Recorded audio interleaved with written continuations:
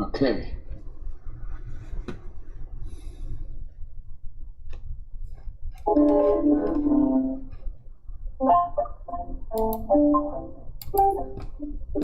John Marin was very much associated with his powerful images like the Red Sun Brooklyn Bridge of New York, where he used color and line and every kind of evocative. Now, just so you all know, I like this video, but it really stresses more of his modern abstract stuff. And I was looking at them later. I was thinking, oh man, maybe I should have got some of these charcoal ones in there. Geesh. So anyway, we'll make a decision after the video what we want to do. No, it still looks good. Yeah. But anyway, so he does some really interesting things. This is a good video. Here you go. Sensation to capture the excitement of a modern burgeoning city, and he even talked about the city in musical terms, about capturing the great force of jazz age New York. And of course, jazz was an emerging style of music in this period. And Marin himself was a very improvisational piano player and very much saw linkages between his watercolors and music in terms of evoking sensation, emotion, passion, excitement.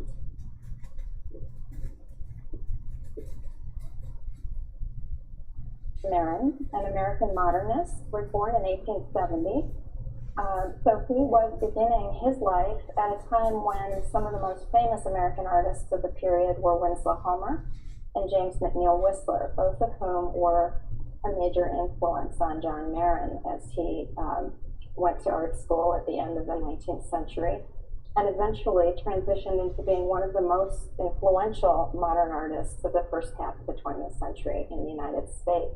The Art Institute was lucky enough to receive a major gift of Marin's work, making us one of the top collections in the world of Marin's work in watercolor. And in fact, we also have strong holdings of his drawings, his prints, and his oils. The reason for focusing on his watercolors is because for Marin, watercolor really was his central medium. That's unusual for an artist growing up in the 19th century. Watercolor was a medium that at the end of the 19th century was still very much associated with amateur artists, with female practice. The only artists who actually received any training in watercolor were young women, usually in finishing school. So male artists who wanted to have a professional career and wanted to work in watercolor were left to their own devices to a great extent. And Marin embraced that. He was always a bit of a rebel and didn't particularly like the academic training he received in art schools. Instead, he seems to have enjoyed using the medium to sort of break all the rules of watercolor, the kinds of rules that were laid out in watercolor manuals and treatises for amateur practitioners. Marin seems to just love to subvert those. The first thing that one notices in looking at this watercolor is, of course, the bright, intense red sun. We've done scientific analysis here at the Art Institute and determined that the pigment he used is something called toluidine red. And this is not a natural pigment. It is something synthetic made by the chemical industry. And this sort of pigment was first introduced to the market around 1910. And so artists of the 19th century would never have an opportunity to paint such an intense red color. Marin has left the margins white intentionally and painted this rose color border around his composition. It was actually quite common for him to paint some sort of frame around his composition. It was also common for him at this time to leave the borders white, to not extend the composition to the edge of the sheet of paper. He did this deliberately because he was trying to consciously reject illusionism in painting. And he wanted it to be obvious that this was painted on a piece of paper.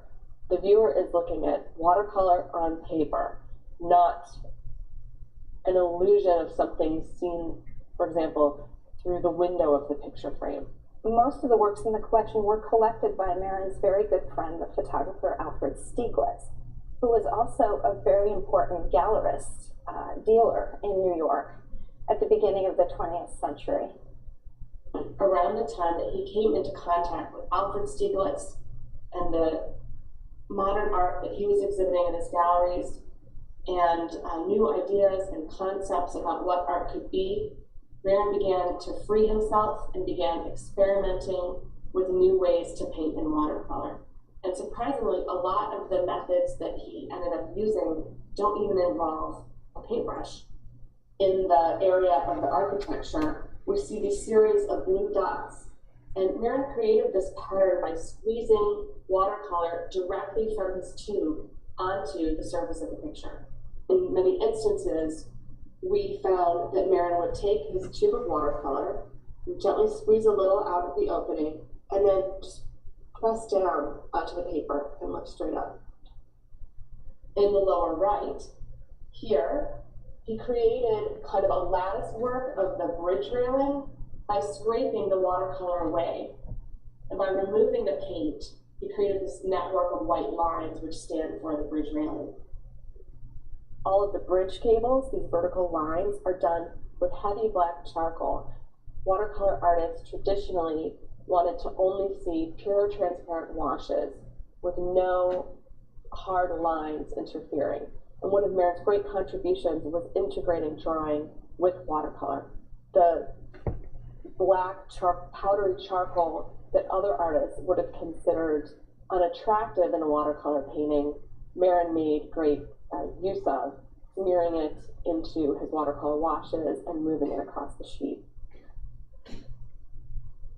Watercolor artists of the 19th century, and even Marin's contemporaries working in more traditional methods, used a variety of what we call subtractive techniques for descriptive effects. Beautiful circular clouds in the sky, and then he does something to kind of a stamping technique to add texture to the mountain in the background.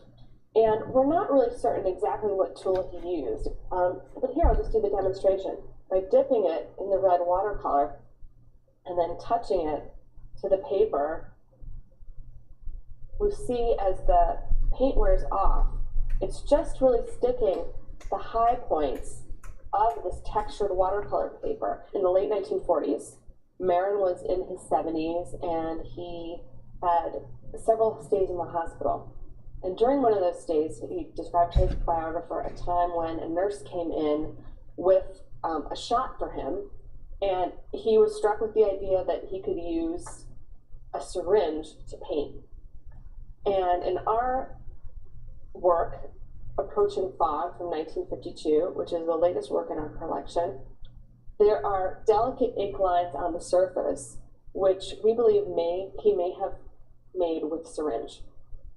I'll demonstrate how, just by touching the surface of the paper and very gently, you can draw a nice black line.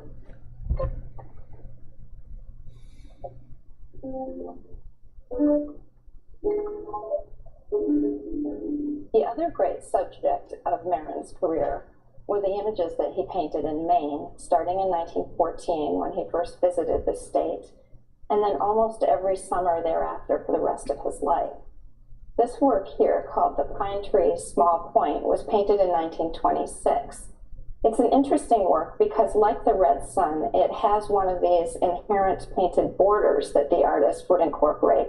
In this case, you see that there's a bit of a round, almost lens-like focus on the central motif. Most of his closest friends were photographers, people like Edward Steichen and Ansel Adams, as well as Stieglitz himself. And they were very, very interested in the kind of atmospheric effects that one could get by manipulating the lens, the camera lens. Marin was quite willing to let himself range back and forth over the line between abstraction and representation. One can't even pinpoint an evolution in terms of his approach to abstraction. So for an example, in 1917, For reasons that are still not completely clear, he made some of the most abstract watercolors of his life. Later in 1926, he might do a work like this that actually, has a certain precision to it so that one can identify the specific kind of tree. This watercolor by John Marin was painted in 1923. It's entitled Headed for Boston, and it's an image of a typical schooner in the harbor of Stonington, a small village on Deer Isle in Maine, where Marin started spending his summers in 1919. He was particularly interested in the activity in the harbor schooners as they pulled out of the harbor and headed down to Boston with their catch. At this moment, in the early 1920s, Marin's diverted from his typical framing style for his watercolors.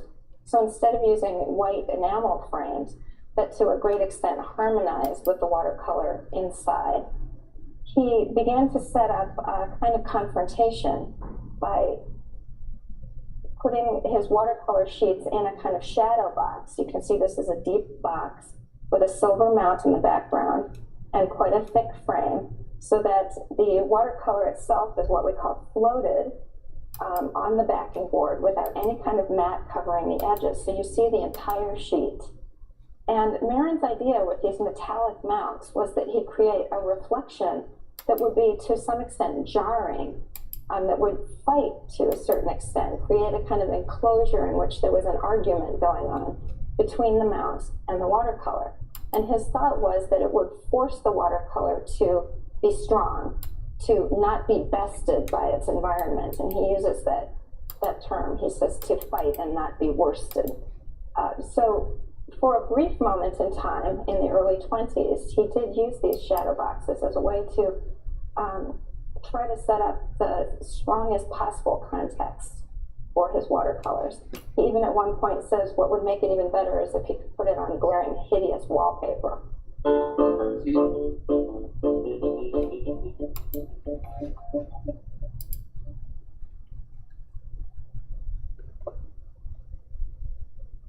So we're looking at watercolor for Marin in a very specific way as a medium that was ideal in his hands for the kind of experimentation and innovation that went along with modernism, with the advent of a new, more abstract style, one that pushed the envelope, that departed from naturalistic representation. Alfred Stieglitz showed his wife's work, Georgia O'Keeffe, and Marin, even more so than O'Keeffe, became the artist that Stieglitz promoted most wholeheartedly. So Marin had an exhibition in New York at one of Stieglitz's galleries every single year for his entire career. He became extremely well known to the point that later in his career, he was voted, for example, America's #1 artist in a popular poll in Look magazine. He was given the very first retrospective of any American artist at the Museum of Modern Art. He was the first American artist to have a solo exhibition at the Venice Biennale. Marin, using this intuitive and improvisational medium of watercolor, paved the way for 20th century movements like action painting. Artists like Jackson Pollock and de Kooning were liberated by the kinds of random marks and passionate application of paint that Marin made possible. And Marin, by being such a popular and well-established artist, made it sort of okay for the next generation to take that next leap.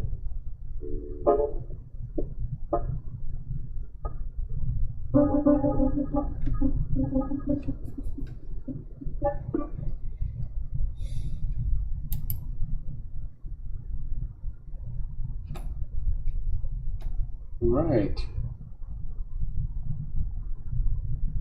Yeah, that was terrific. Yeah. He really paved the way, huh? Did you get the name? They were from a museum in New York. Was that it, or The name of what? Was it a museum in New York that those ladies were from, or where they have this collection, or what would have to listen to the beginning again, I guess. Stieglitz collection. The Art Institute of Chicago. Oh, okay. Yeah, I can give you guys the video here. Copy. Make sure. Do you want to just put it in the chat? Yeah. That sounds good. Paste. All right, there you go. No, yeah, I know. I was after a while. I mean, I watched the video and I was thinking, because he gets really into charcoal and doing some of these really experimental things, and the ones I chose aren't his really experimental. I mean, they're pretty experimental, but not tame in comparison to the ones they're showing. There was all kinds of that kind of work. Would you guys like me to just send you another one? Because we could do one of these and then one of the charcoal ones. Sure. I mean, that wouldn't be very hard. And you know, after watching that video, I was thinking, gosh, maybe we should do that. Oh, there's a whole, just tons of them. I don't know why I didn't choose one of these. Here's his boats. I mean, I have some. She was using vine charcoal. I don't know if he actually used vine charcoal.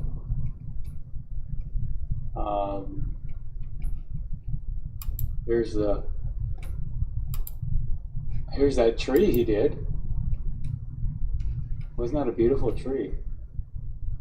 Or would you guys rather do something more architectural?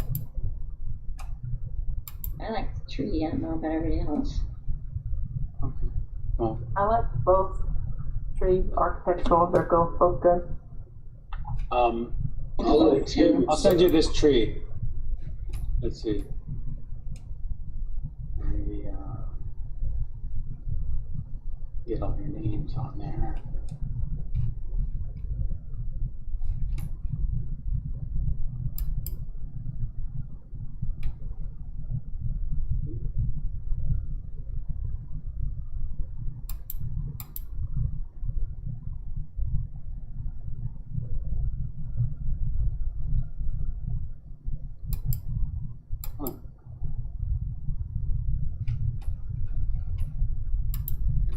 Weird. I thought it was it says brown. I don't even know what that is. Okay. I thought for sure it was just a JPEG, and then they gave me some weird file name that I've never heard of before. And I know you won't be able to open it.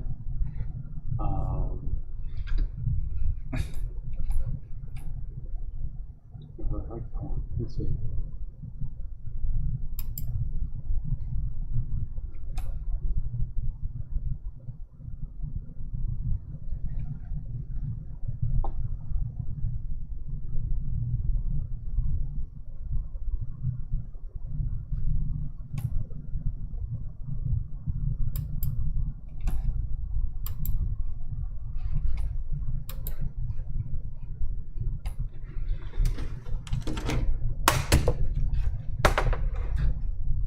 This is a JPEG.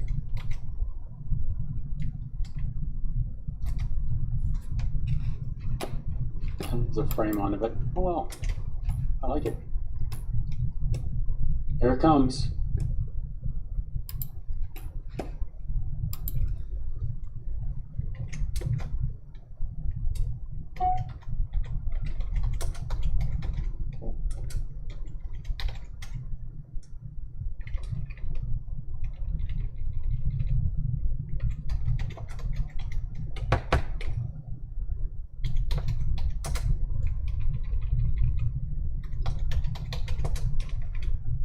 I got it, Rob.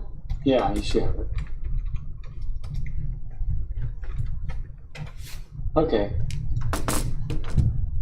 So I think first, well, you know what? I like that. You know, it's Yeah, more. it hasn't come to me yet. Huh? That's weird. It should get to you. Yeah, just time. In a moment. I think we'll do that one first.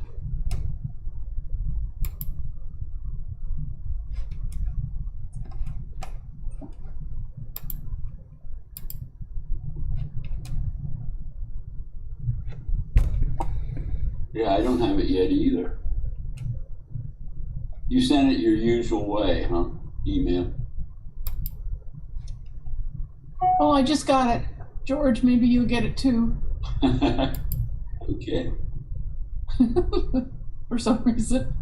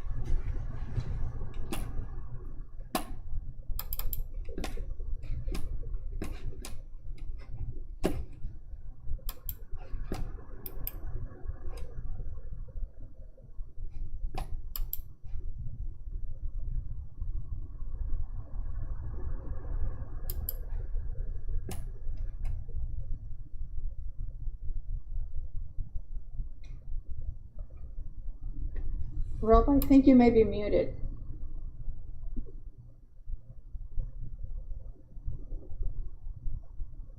There we go. Thank you, Henry. I'll put that down here. There we go.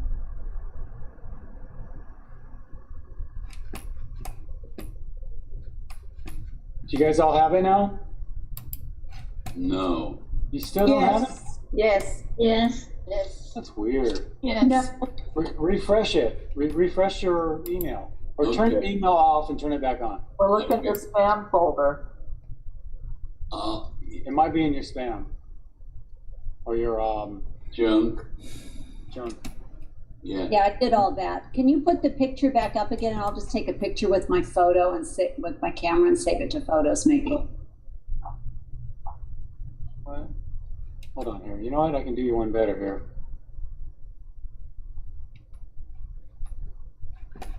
Yeah.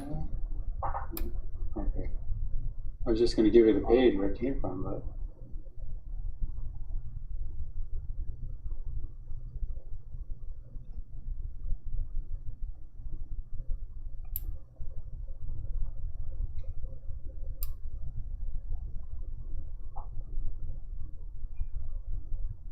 Hold on, let me blow it up really big.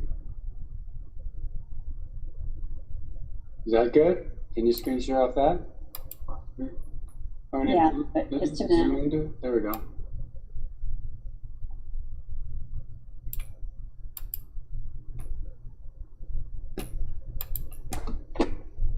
A lot of dry brushing in this. I don't see, yeah, there's a little charcoal. Maybe.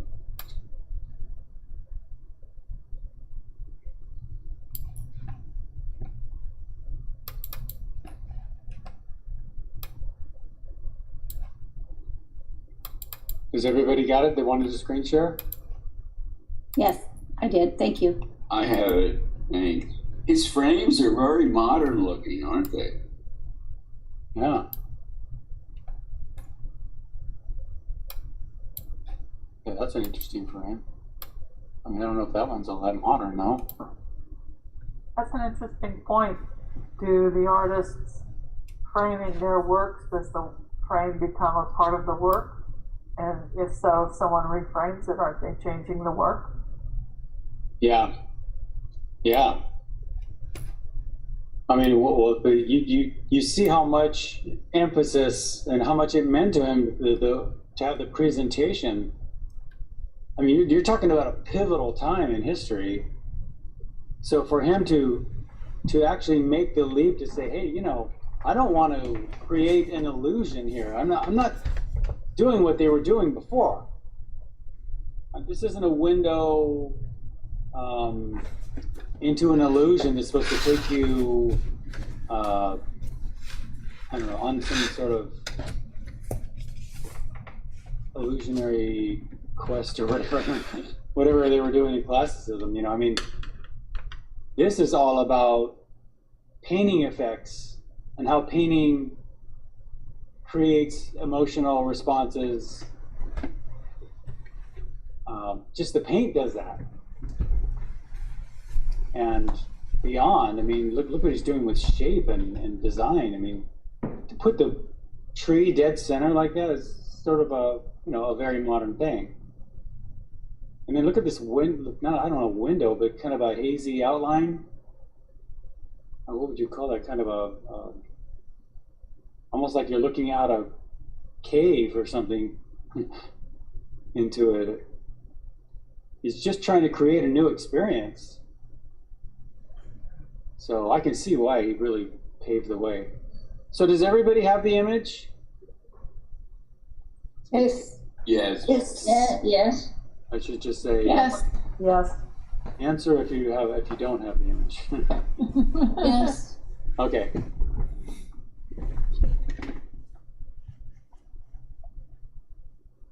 Yes, I don't have the image. Just joking. Right. So, why don't we just start? We'll just do a little comp here. It's a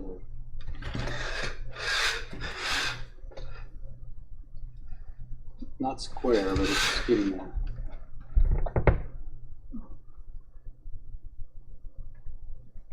Let me zoom in.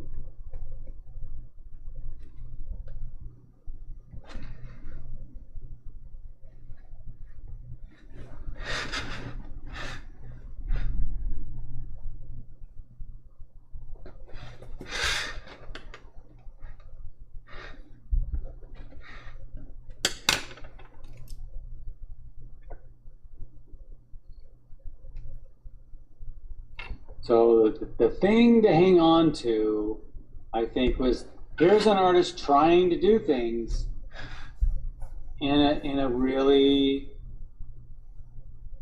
contemporary way, had not, you know, done these before.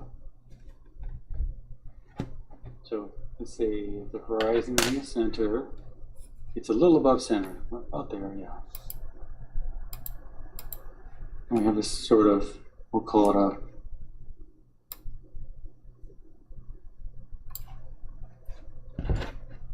cave entrance or something. It's another kind of window.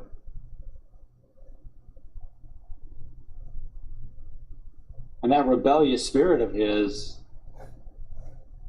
is you know, that's where style is born.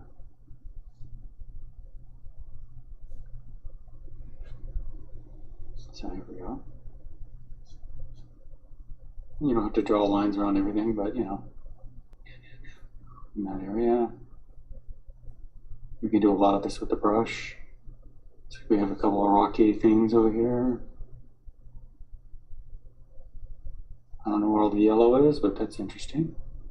Okay. You know, we can do a lot of this with the brush.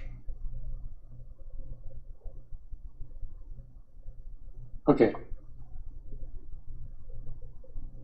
Let's try Russian blue.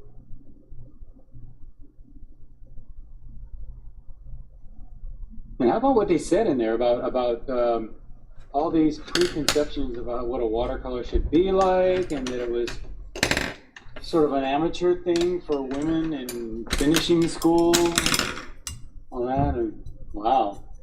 So naturally, this rebel here gravitates toward the thing that everybody sort of poo-poos, right? I like that.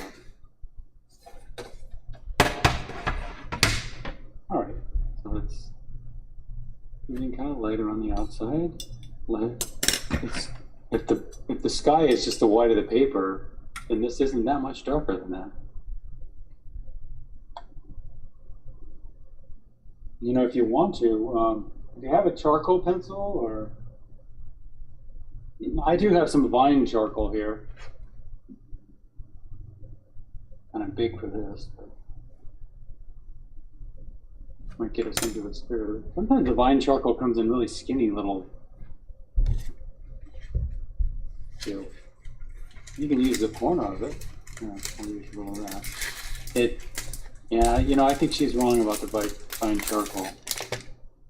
You know, for a regular charcoal pencil is a bit darker.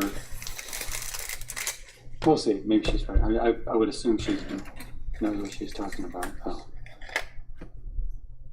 Yeah, he's using the charcoal pencil all over. I'm using a 2B. My guess would be that he's using a 6B because it smooths. It's a little easier to use. It's softer, right? Yeah. And I can't really tell exactly what he's using it on, but it almost doesn't matter, right? The fact is that he's doing watercolor on charcoal.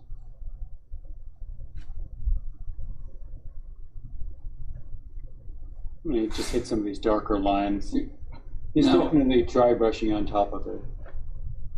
The watercolor on top of charcoal, wouldn't that make the charcoal run? Well, you'll see. Okay, I was thinking maybe he did the charcoal on top of a dried watercolor. No, I mean, he would do whatever he wanted. I can tell you right now, you can see the charcoal running in many of his pieces. So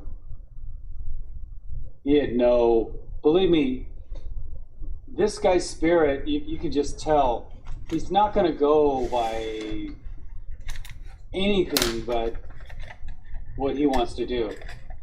And so if it runs, it runs. But I could see charcoal running all over his pieces. I was looking at his other work too. And it's not that bad, really.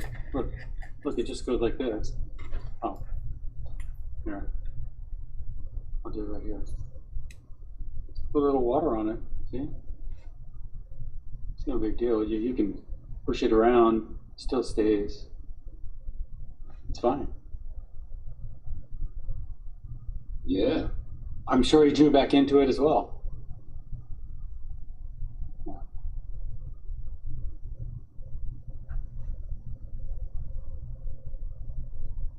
What I think the thing to note here is what inspired the like Jackson Pollocks and whatever was that here's this guy did it in the face of,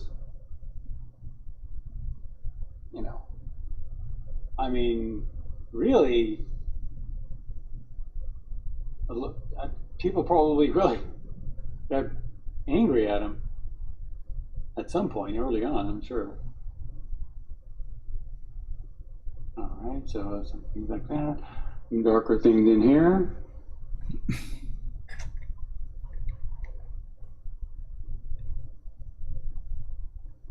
I'm just using some darker, and he'll dry brush it. I'm not going to get into all the technique right now.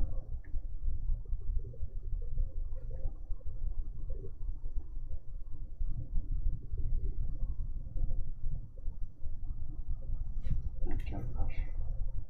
And then some of this stuff. So,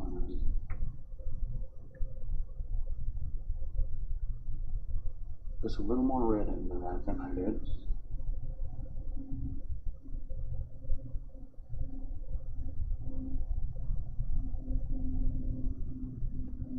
Whatever, shouldn't be thinking of color right now. Just values. So, and the value of that water is pretty dark. Oops, didn't go up to there, Rob.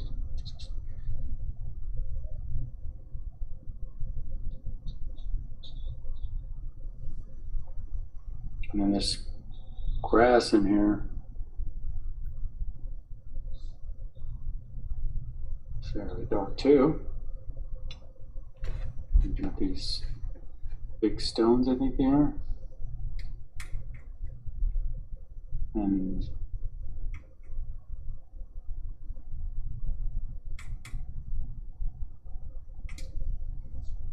some of these yellow shapes in here, which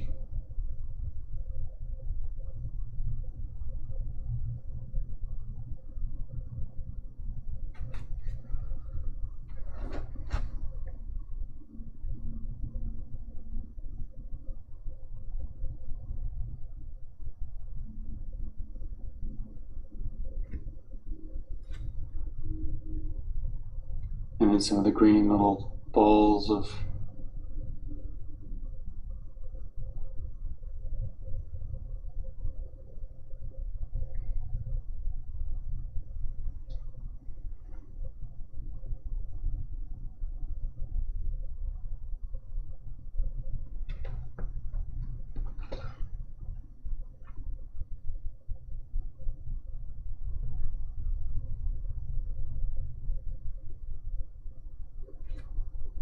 and so one of the things to really note is that he's just a very experimental artist. There's really, after, you know, the audience getting this new experience. And by the way, when were these done? I mean, close to 100 years ago. So why should we be sweating it out by using white or using charcoal or anything like that when these guys were doing it?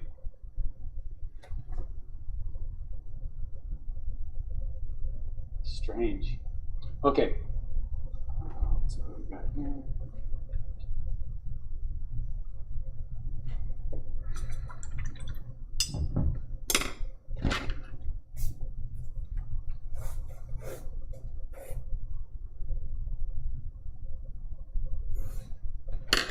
And it really is kind of odd that people would say that there's like a right way to do a watercolor. It's just so full of flaws to think that way. I'm just going to draw this in with the brush. I think you dry brushed a lot of this in there. Again, what you say about using they used pencil because you can't really see the pencil. And so he wanted to show off his drawing, right? And I'm just using the Prussian blue and the cad yellow, red again, because I'm trying to get a pretty good black on some of this stuff down here. And we've got this mark.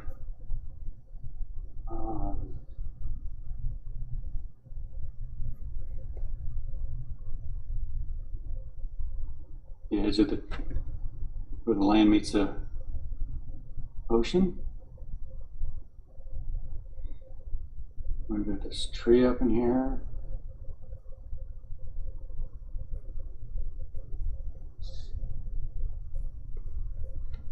You'll get more of his look if you just dry brush it in, I think.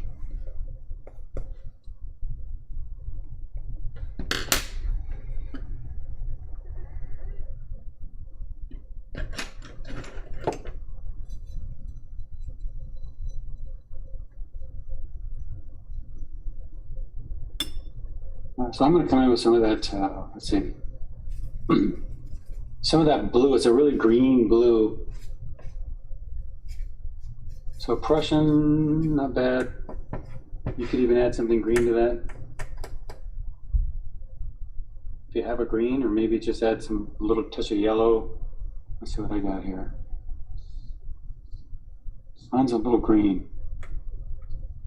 So I'll go back just a Prussian blue here. Oh, a little dark.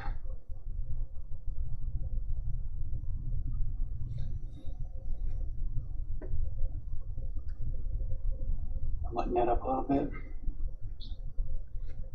Looks like cerulean blue or something. Do you have that? Or manganese blue?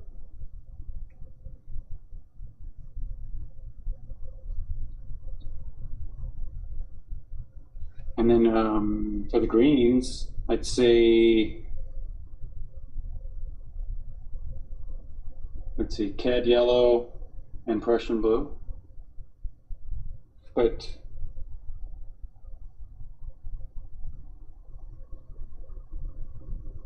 if you have a green you'd like to use, go ahead.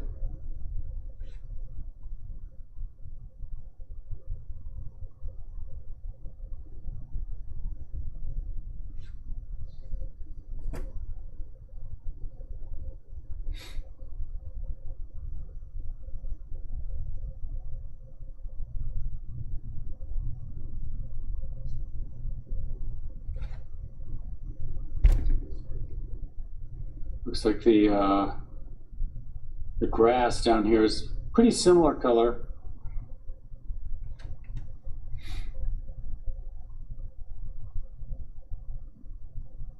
And to the tree. And then we get into these yellows down here, which are interesting. Looks like that gumbosh yellow, but we can just take a little bit of cad yellow. You know, I happen to have a little bit of that green on my cad yellow, and I'm going to throw just a touch of cad red in there. So really, what it is cad yellow, touch of Prussian blue, and a touch of cad red. That'll neutralize your yellow. If you guys have ever seen that gumbosh color, it's a strange word, but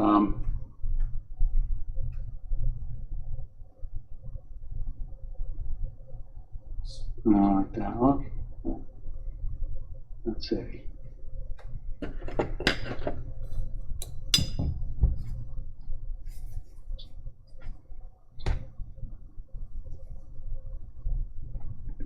Oops, we got the green.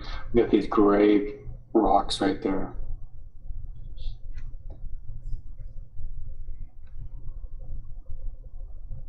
Which again, I would just make out of the Prussian blue and the cad red together.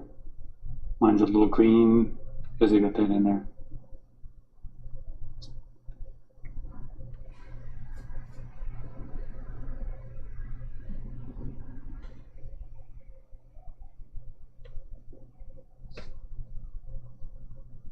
And any color you want around the outside. I'm using the Prussian blue and the cad yellow. I'm sorry, cad red. It's a nice gray, and then he's incorporating some of that blue in there.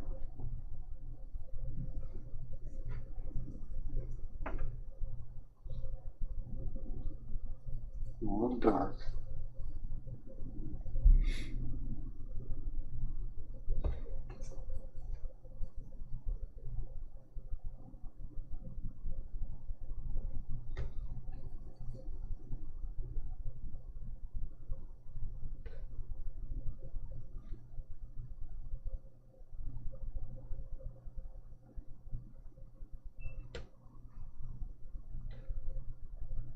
I'm not really seeing a ton of charcoal in there, but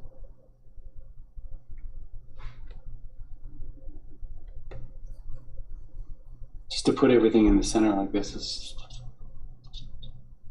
really, I guess what it is with people is they just don't like you to get outside their comfort zone.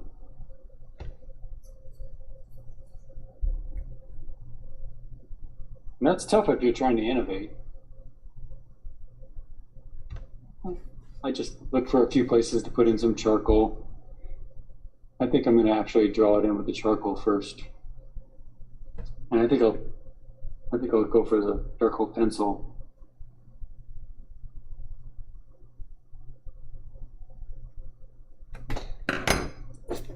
Is there any charcoal down here? I don't really see any charcoal down here.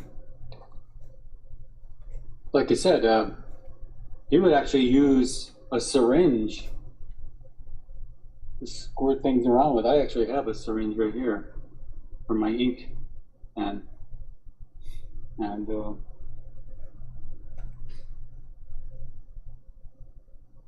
you could just push it through there. That could be kind of fun.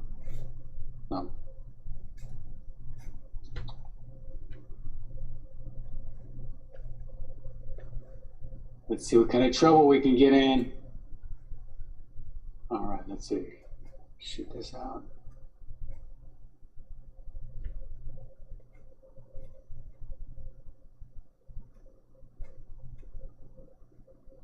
I mean, I think maybe they would have called this mixed media back then, right? Did they even have that term?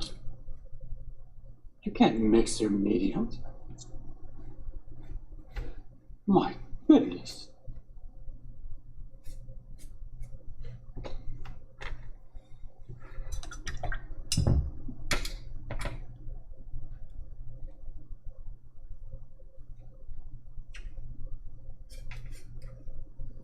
You'd think we'd be over that kind of thing, but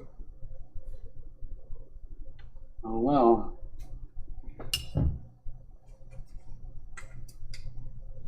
Okay, so I'm gonna just start it off with the charcoal pencil. If you don't have a charcoal pencil, you know, you don't have to use it, it's fine. But then I'm gonna dry brush on top of this. So I think I'll start over here and just give myself a little bit of, I might start off kind of light like that. If you rub into it, like she said, you know, it'll get darker. Apparently he did that. You could see that he definitely did something like that.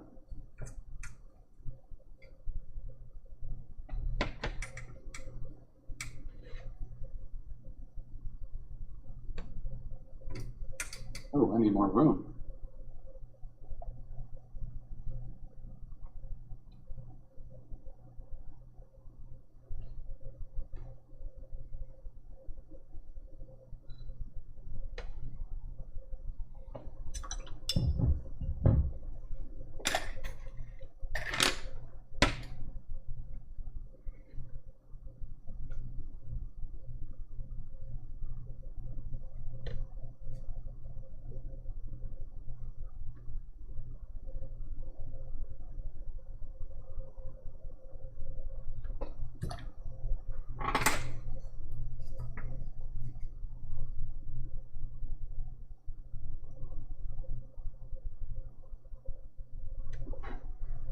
I'll just give myself that much room.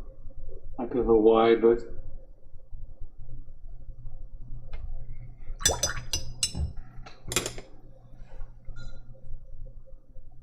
and whatever. Now in the tree, yeah, I see some drawing in the tree, yeah. So let's just center it here. Goes this way, and then this way, and then this way, and then.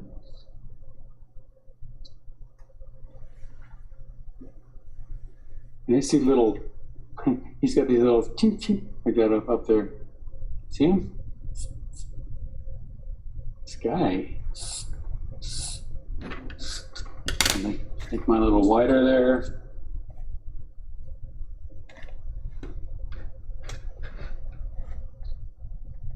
You can see, I can see where he reworked areas, so.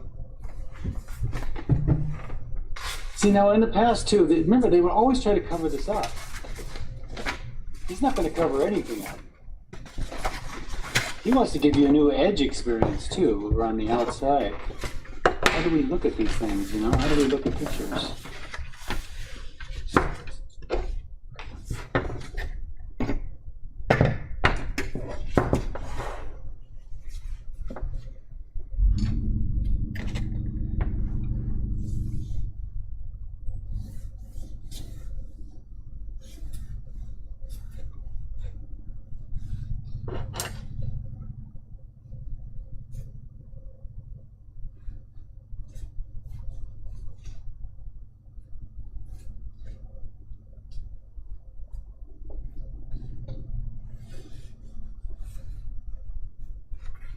And he's coming around the outside with a little pine, little. Those are great. We got the whole thing in there? Yeah.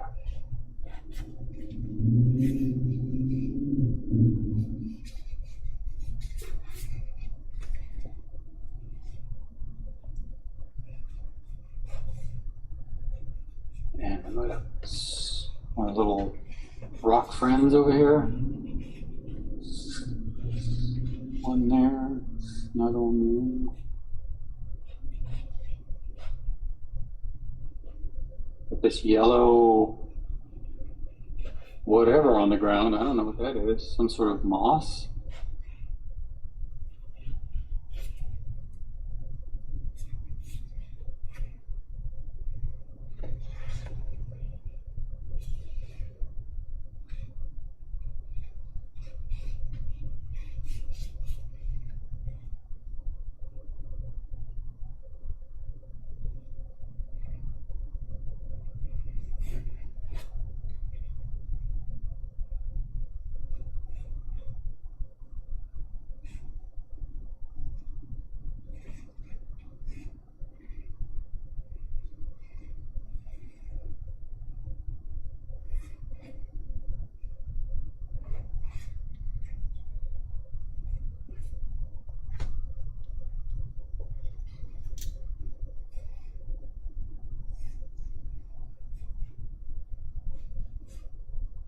Yeah, you know, when I was at Art Center too, even though Dan McCall was an oil painter, he used to tell me, "Oh yeah, try doing watercolor on charcoal. Looks great."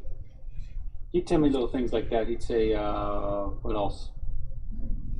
He'd say, "Also do watercolor on canvas." So he was all about just whatever works. Just do it. Okay, so first thing I'm going to do here is I'm going to come in with this sort of color in the background. It's just a gray. I just made that out of the Prussian blue. Yeah, I'm going to keep it kind of dry brushy too. I see some little dry brush marks. Prussian blue, cad red, just to get the gray. And then I notice it's a little bit yellower in areas, so I'm going to add a little bit of yellow. And it gets that blue in there too, so I want to make sure I get that in there before it dries.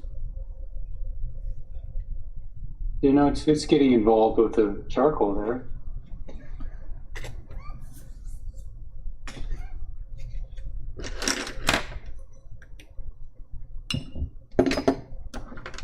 I guess the question is,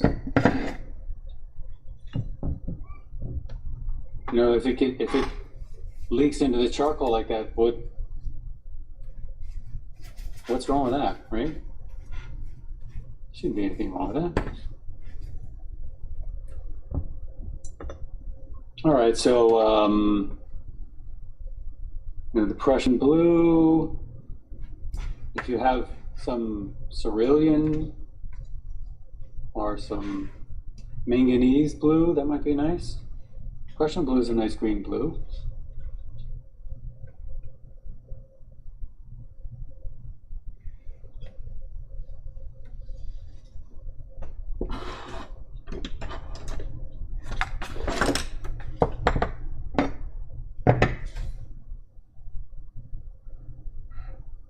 Oops, I'm below my little.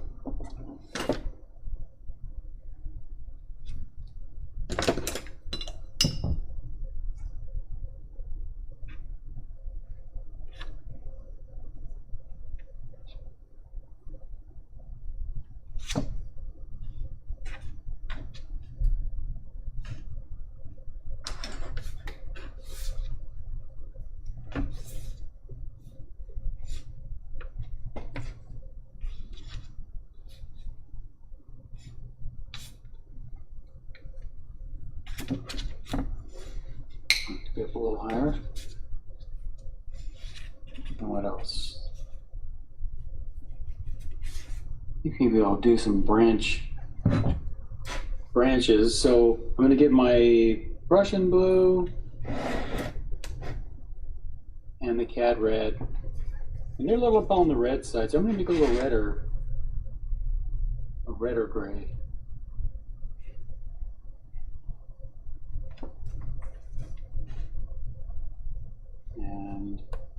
And I want to dry brush a lot of this in. That's a little redder than that.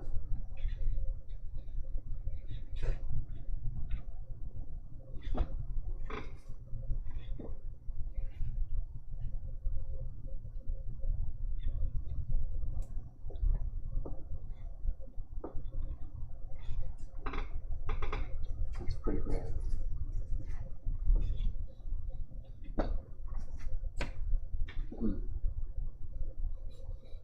Okay. So now I'm just going over some of these dry brush marks, a little redder than that.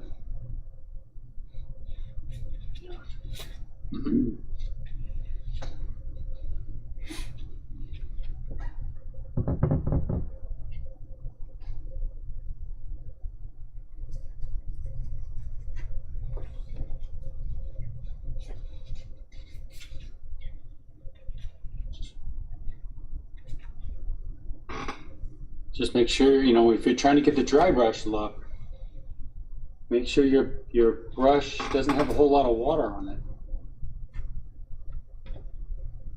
If you notice my brush is kind of like that, and I don't bother trying to make it nice.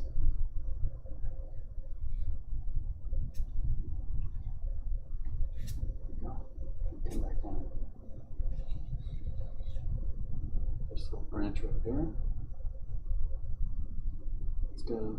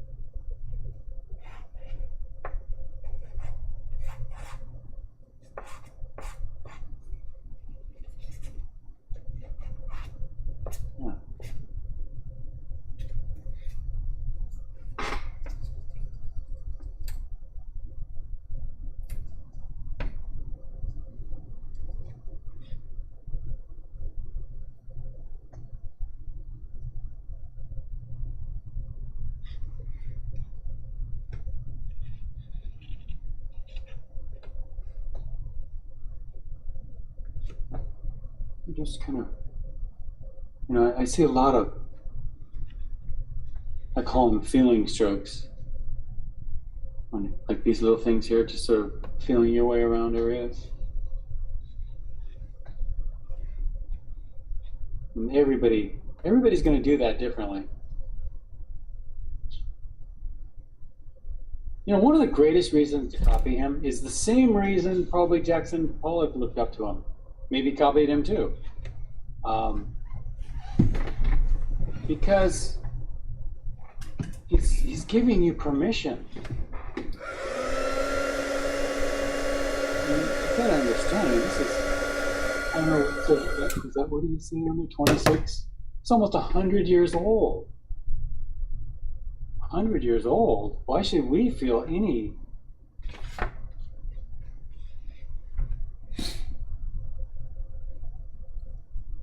sort of apprehensiveness to do a piece like this?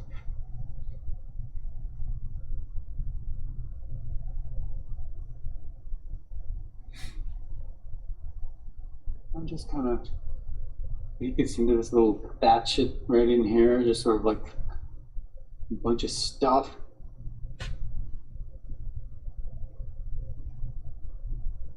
He's drawing them out. You can see he's outlining things. Could be with charcoal, could be with his brush. He gets quite geometric in there too, doesn't he? Wow. Feel free. Like right here, it goes bump, down,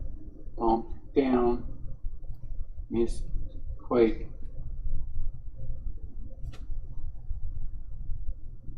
There's some geometric abstraction, right?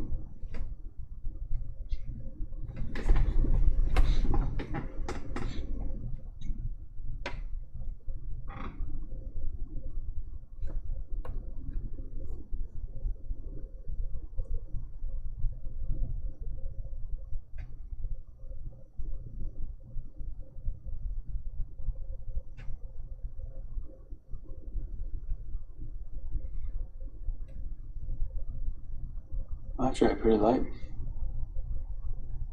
Let's see. Feel free to come back in with a charcoal. And just you can draw into any areas.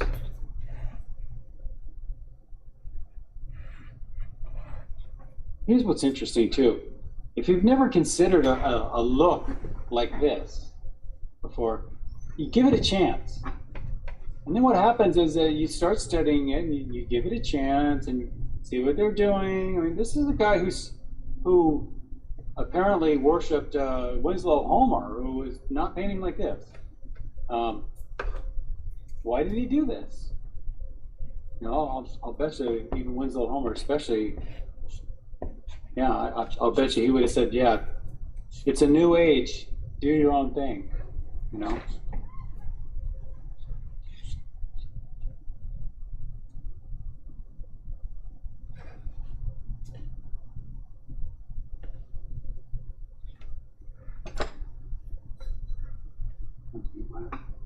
Okay, you got plenty of charcoal in there. I'm going to use some of that green now.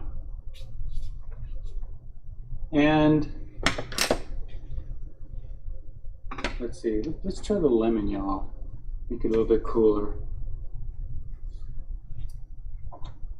This lemon.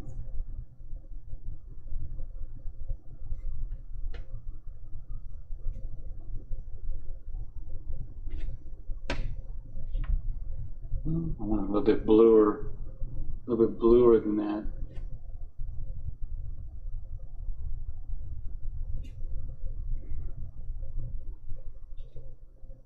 All right, let me thin that out a little bit.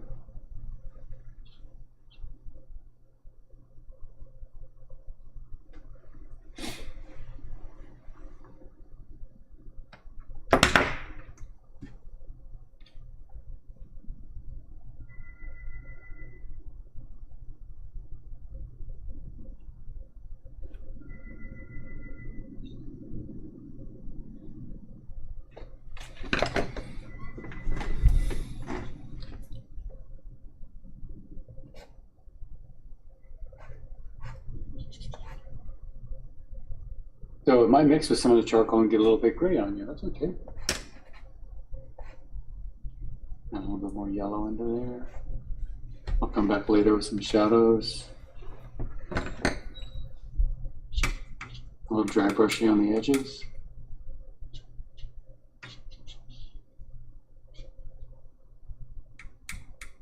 So right here, very light.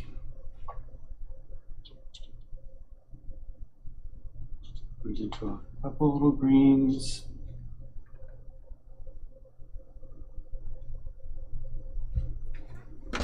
And gets quite green down here as well. Kind of a blue-green too, isn't it?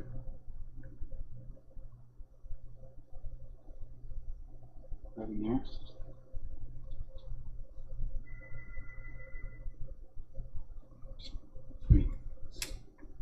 Thin that out a little bit. There we go.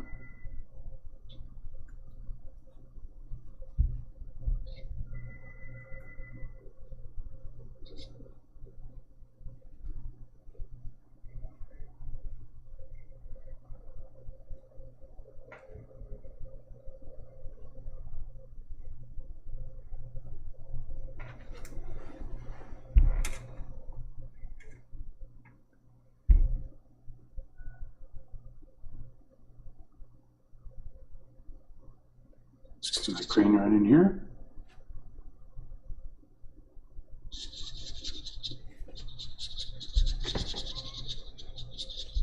Feel free to kind of hint the color in there. He just really gives you these dry brushy soft edges.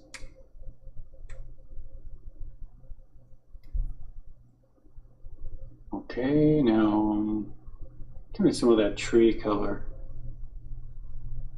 It's very similar to the rock color, which is basically a warm gray. Let's see if I'm there with this. It's a little dark.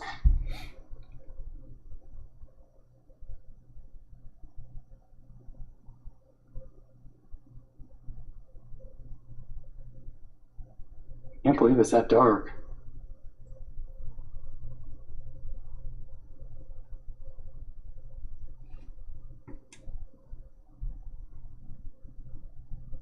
You see me in the rocks here too.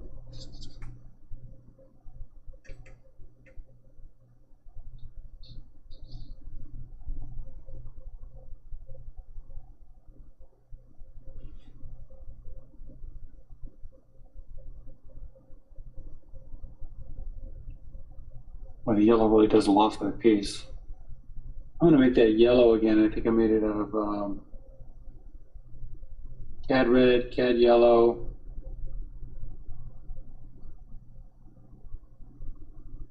and Russian blue. All right, here we go.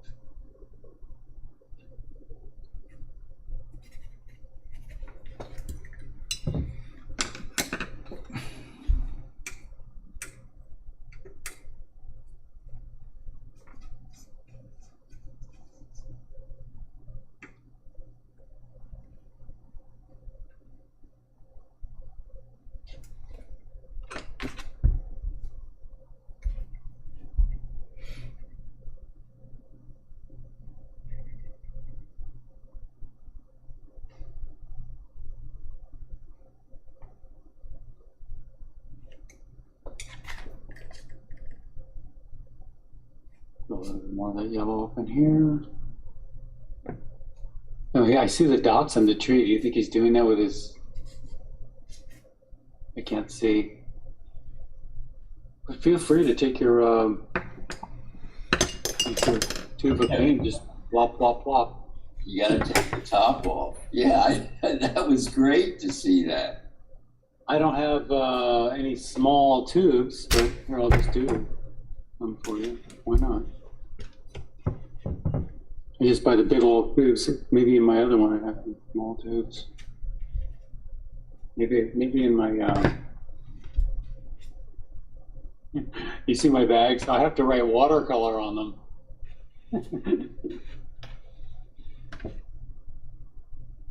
All right, look at go here. Cobalt violet. That looks.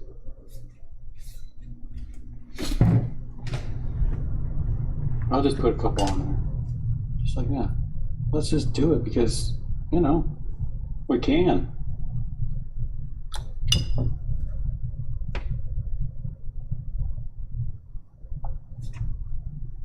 You want me to try that syringe? Yes. Good. Mad scientist here.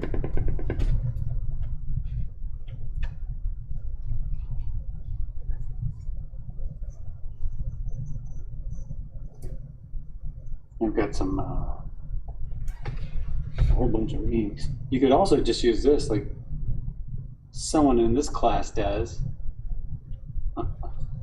Look you could just go like that.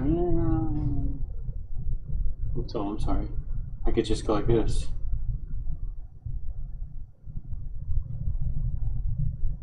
Let's see if how the syringe does. Not really meant for this.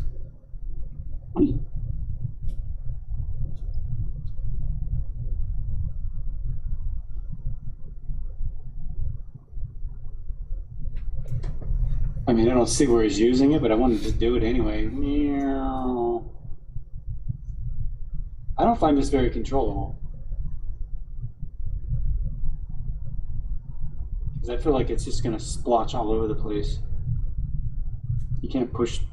I think the needle was shorter too. Yeah. What do you use your syringe and needle for?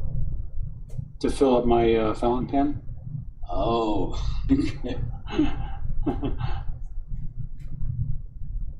Yeah, I make my own inks too. So, like, I'll take an ink, and I'll see what's on it. I made my own sepia by mixing black and this orange here, and something else. But, you know, and then I have to. All right. So anyway, that was fun. I'll leave it at that. You know, I mean, almost all of this Hector does on a regular basis.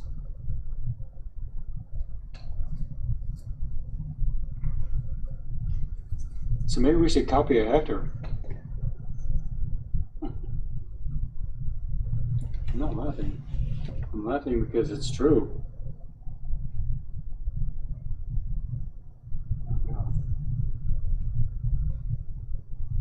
One thing I like about your work, Hector, is that you really inspire people in the class. All that chance taking, you know, I mean, you just take it in your own direction, but you're still studying the masters, so let's see what we got here. Yeah, maybe some more of this dry brushing down here. I also see a lot of really light gray things happening down here. Not just the white of the paper. A lot of different things. The sky is pretty. There's a couple little marks in it, but it's pretty white. It's got this blue right here, huh?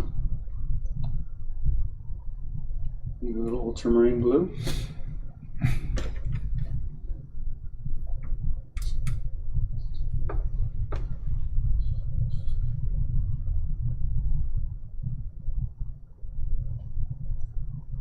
More of those greener blues. Right.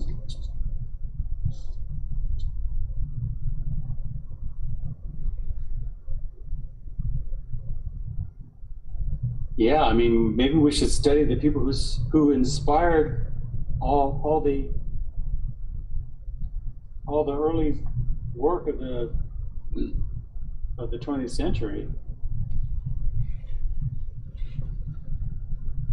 I mean, John Marin is a big name, but I don't think most people know about him. Most artists do. Most people that are into art, yeah. Yeah, I would have to say I never heard of him until I started to take classes. Yeah.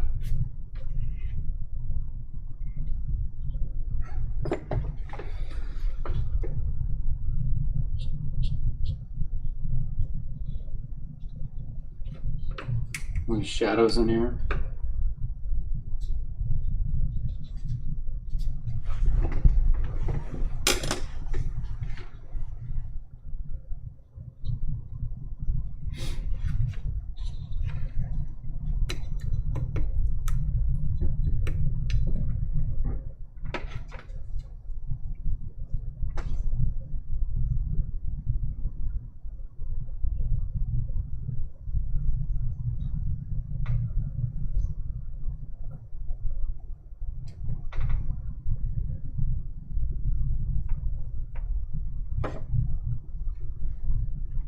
He even plays with some little lines around things.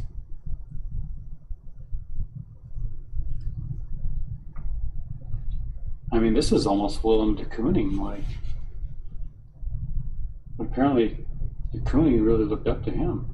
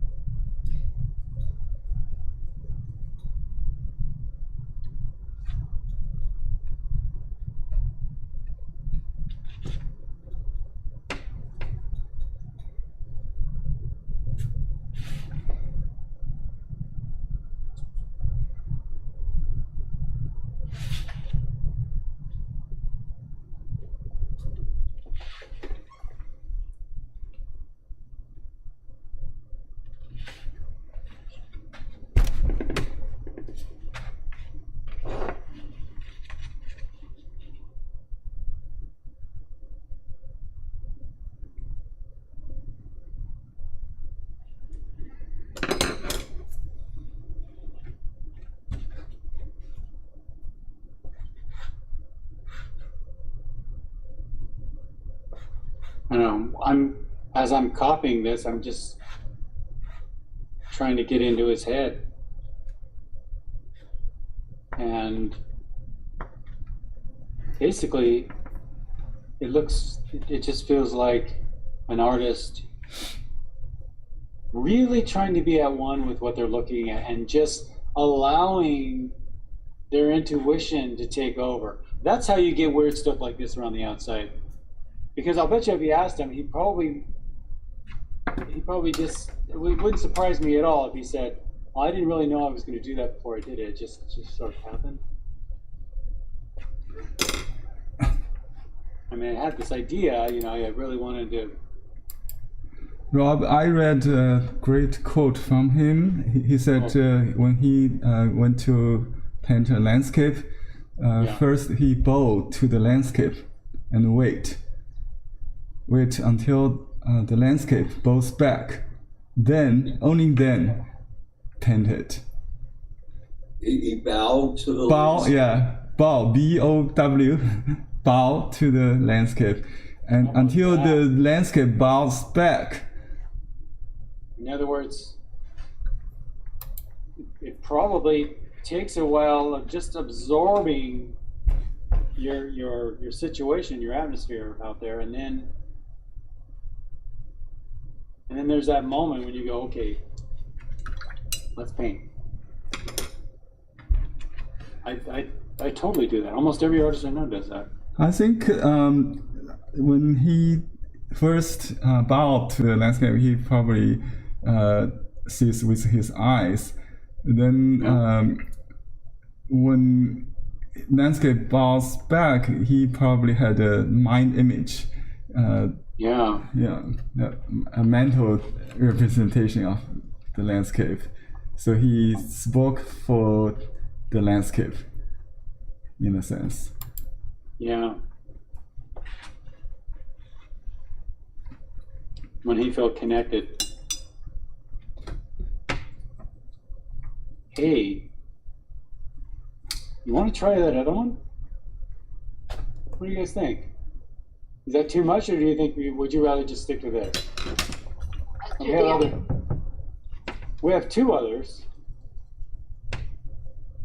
The first one you sent. Yes. You mean the pine tree?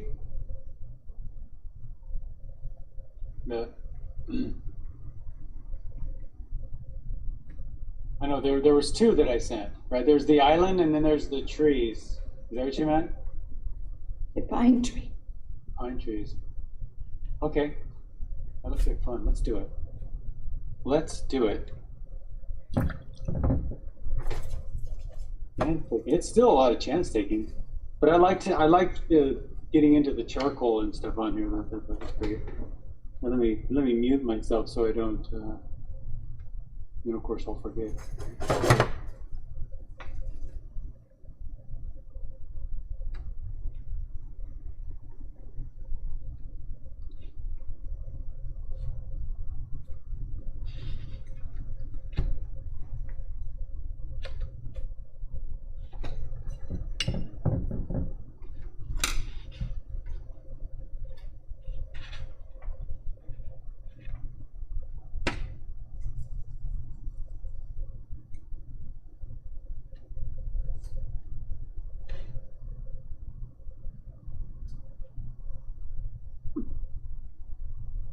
Emily Carr, huh?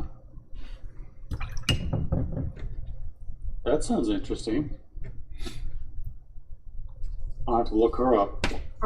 She did such beautiful work. I also was reading that, you know, there's a university named in her honor. Wow. For her, you know, for her work.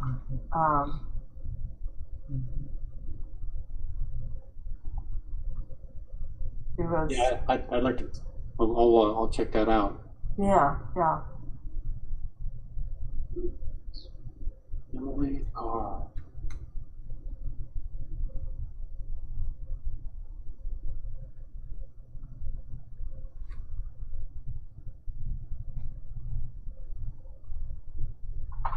She's Canadian. Oh.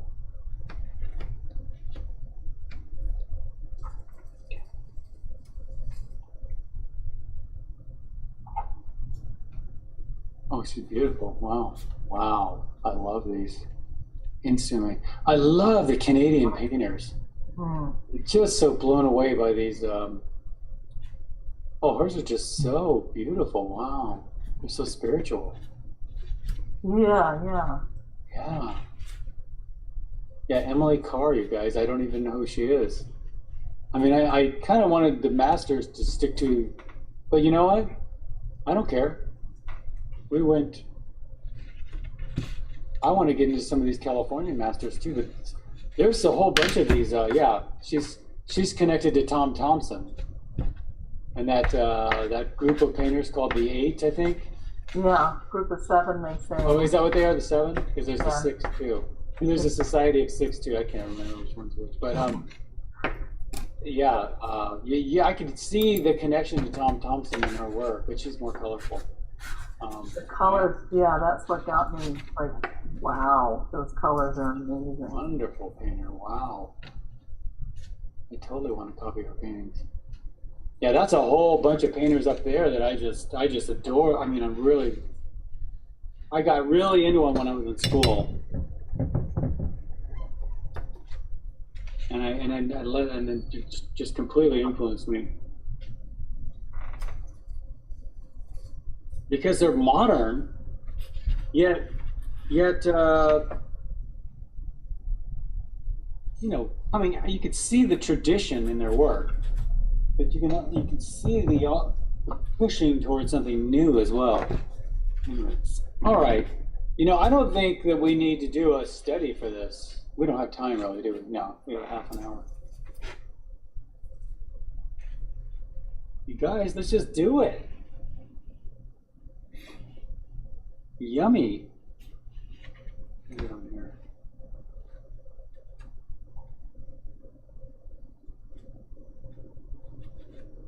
Here's what I think you should do. Do I see any drawing in there? Maybe. Yeah, I see some drawing in there. I don't think he's doing it with a charcoal pencil though. So let's just say, for instance, we have a tree around here. There's very minimal drawing in this piece. So we've got a little bit of, I see some drawing in that yellow area. And then he's really trying to take you down this hill.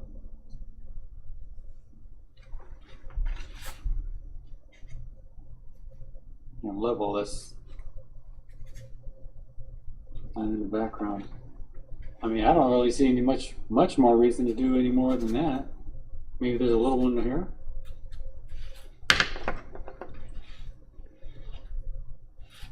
couple little pine trees. Just remember, drawing with the brush. It's zoom out.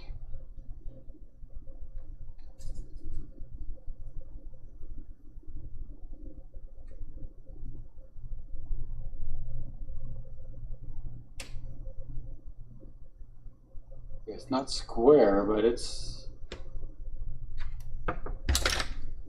definitely a squarish rectangle. I'm going to make up a violet for this, a blue violet. I'm going to take ultramarine blue, a little bit of magenta.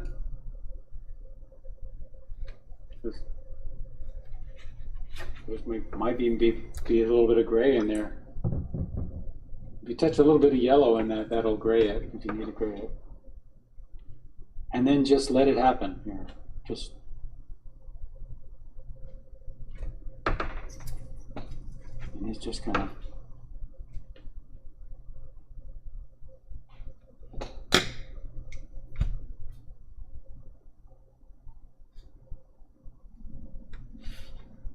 a little grayer than that.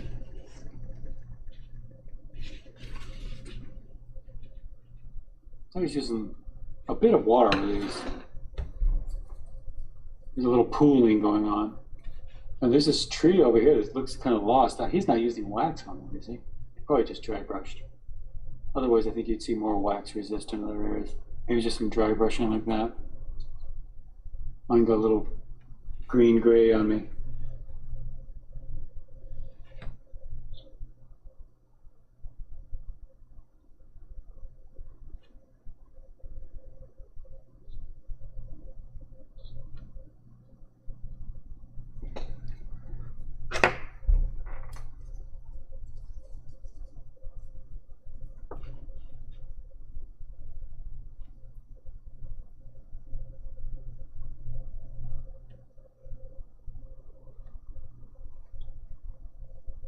Mine's a little bit too blue of a green. I'm going to add some more cad yellow to it, maybe a little bit of cad red. That's better.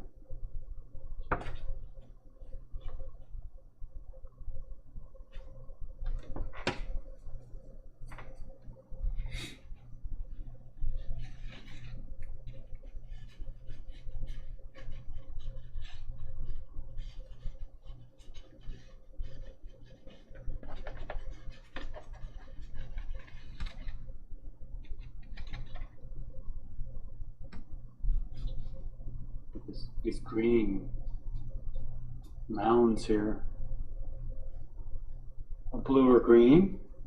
I would use the Prussian blue.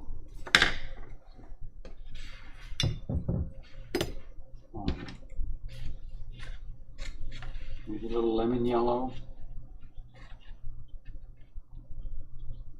Don't take much. These are getting bluer down here.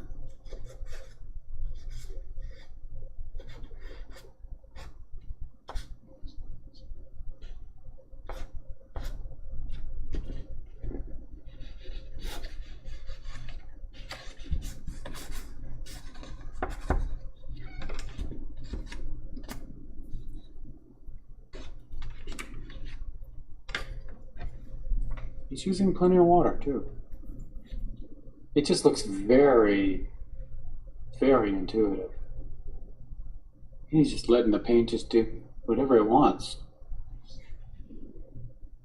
Maybe just a lot more violet. Blue violet, so that's going to be the ultramarine blue and the magenta.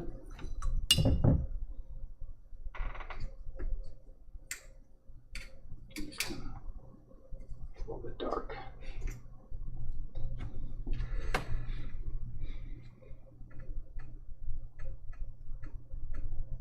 And that's to get gray, which means you add a little bit of yellow to the violet.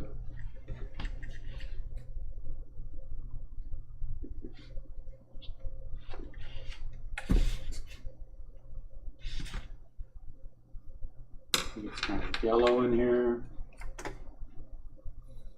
A little bit of cad yellow. Pink. That kind of wraps its way up into all this.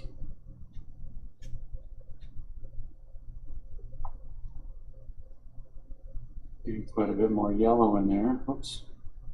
A little on the green side.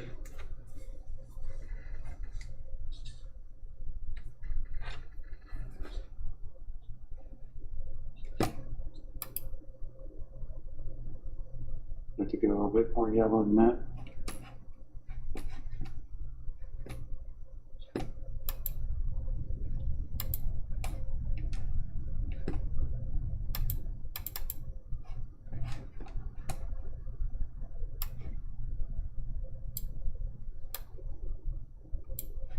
He's taking some little bit of red in there, a little bit of violet in there. He's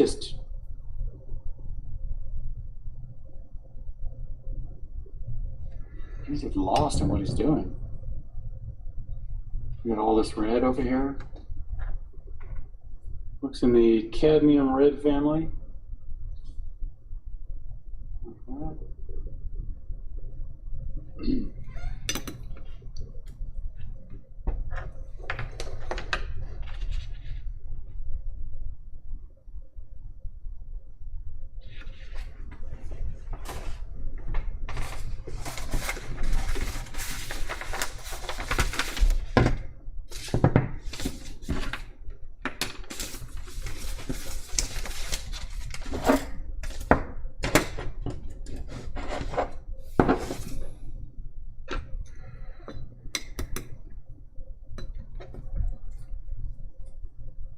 Kind of a violet gray in the background.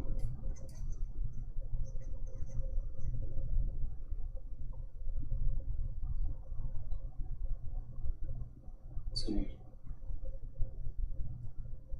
Yeah, he's using these little choppy strokes.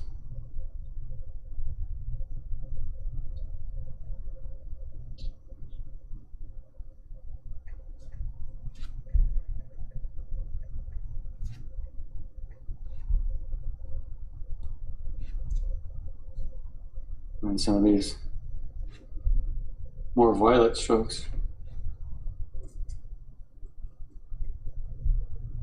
Huh? It looks so playful, huh? Look at him. Doot, doot, doot, doot, doot. And I want to incorporate this and la-di-da-di-da with this. Ooh, like that. That's how they're going to paint in 2022.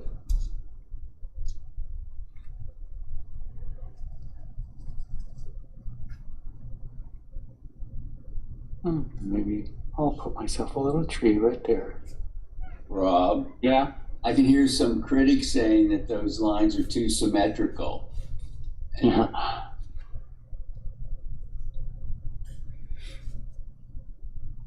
Nowadays, probably not, but I don't know.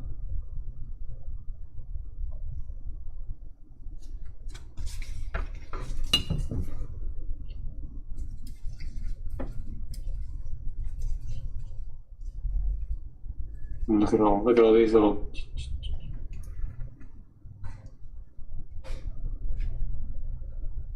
They're even a little wavy. Look at do.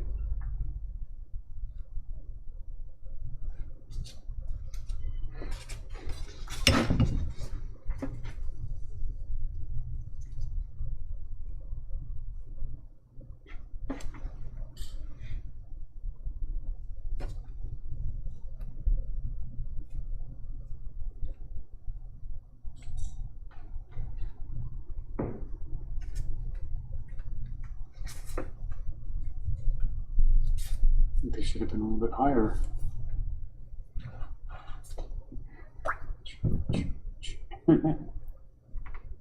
Oh no. Oh no. He knew about 5G back then. It's got an antenna on it.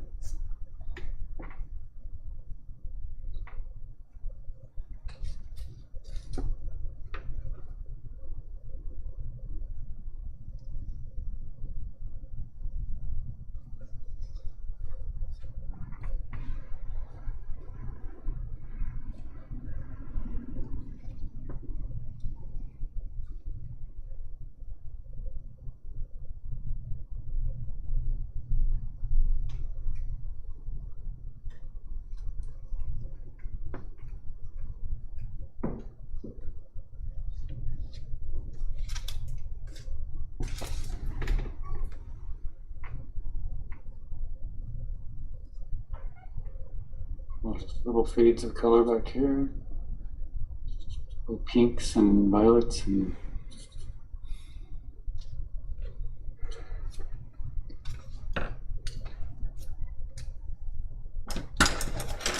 I certainly could have hit these a little harder.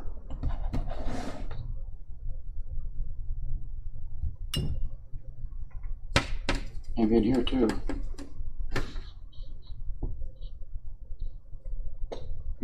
Anything on the dark side?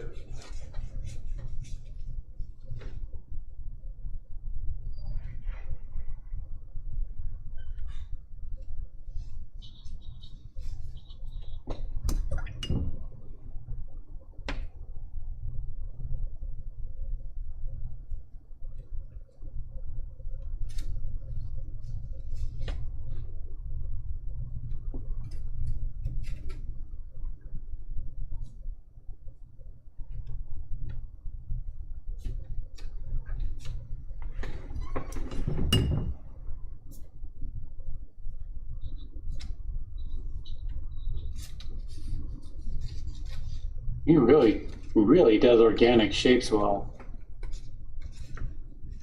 I don't know. I just looked up at the screen. This looks so dark up there. Wow. I'm a little darker than what he is, but that's not that much. I love these little.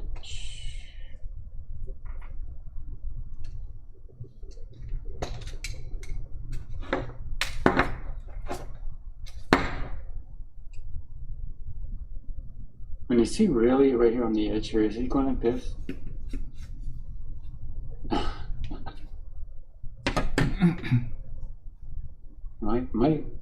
Do my eyes see that? That's great.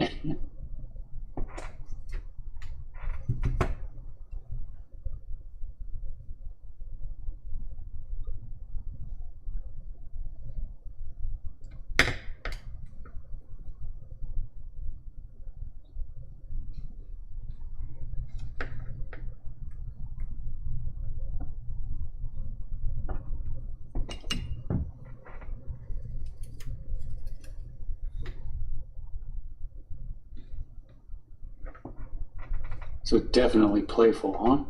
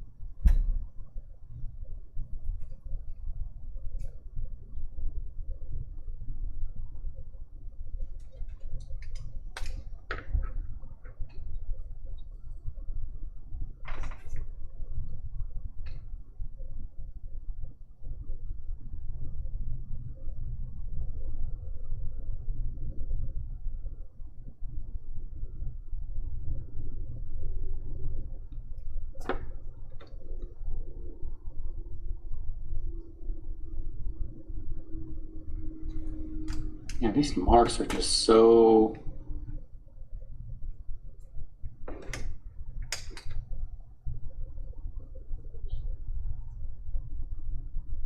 playful.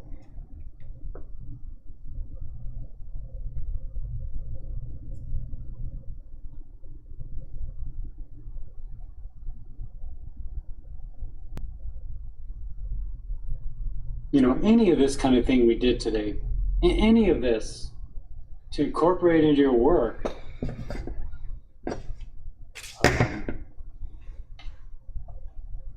if you walk away with one little thing, that's actually a really good day spent.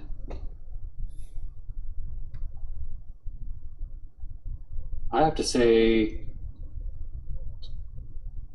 I really like what Henry said about just connecting with what you're doing before you do it. Just almost get yourself into a sort of state of oneness, where you're at one with whatever it is you're doing. Like you're feeling the channel, you're feeling it give to you like vibrations, and then you paint those vibrations out onto a canvas, and you just, it's sort of like a give and take. You're channeling what you're seeing. It takes a I wouldn't say concentration, just a mindset. You want to get in that mindset. I can feel that in this too. It's just, these kind of chances, I have a feeling that if I were to talk to him about this, he wouldn't consider this chance taking. He would just consider it, well, I was just going with the vibe, the vibration from what I was trying to channel that. And it was telling me what it wanted, and I just followed direction, Followed my bliss's direction. That's what I try to do when I go out and paint. I'm going to be going out and painting here too.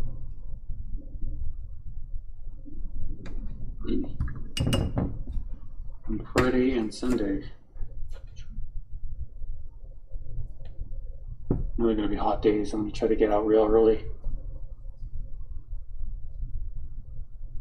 Paint some nature. Big paintings too. I want to do some big paintings. I might do watercolors too. Like a full sheet of watercolor. I want to do a big one. Or if I could paint near a stream, then I'd have some water.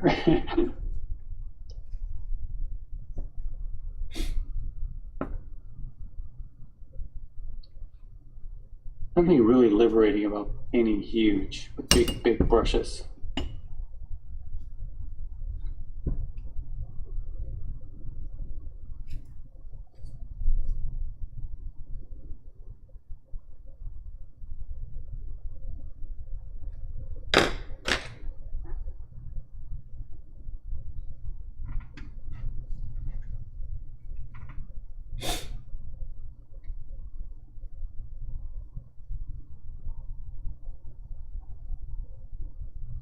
Well, there's 2 for today, so I'll tell you what. Why don't we just take this till 11:30? That gives you, 13 minutes?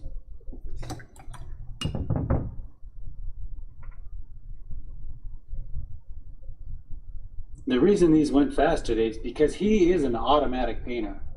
You can tell he just goes with whatever it is, and he paints like the wind. Just...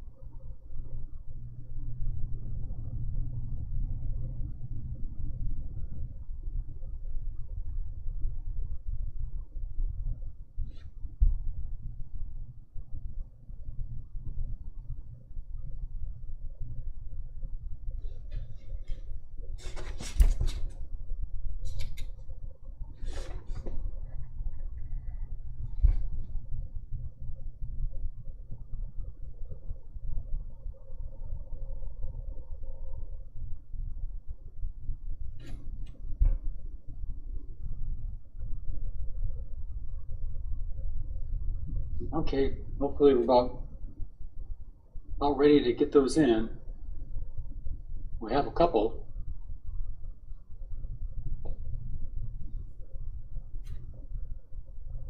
Something about this style, this sort of idea of painting is done quickly.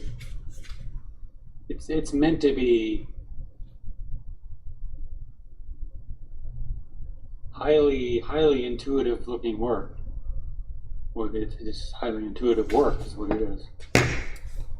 And you know, when people are speaking intuitively or doing things intuitively, they're usually doing it like automatically. It's not overthought, so it's quick. I could have seen doing more today, but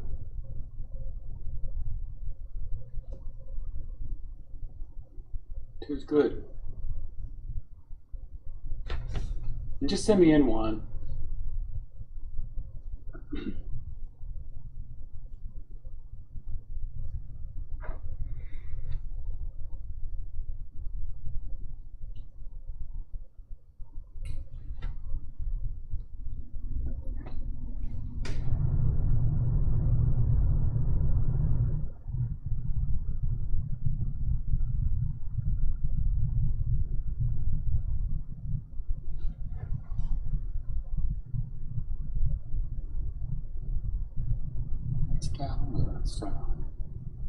Very similar style. I think he's just abstracting a little bit more in here, taking more chances.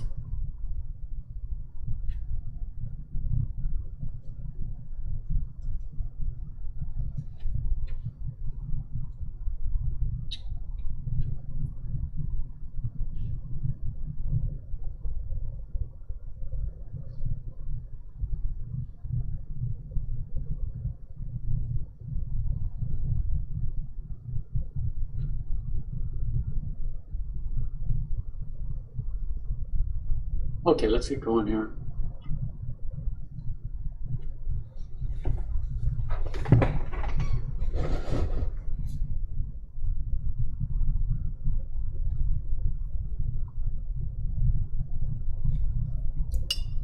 And Claire. There we are, Claire. Hey, nice colors. Exactly the colors. Hey, thanks.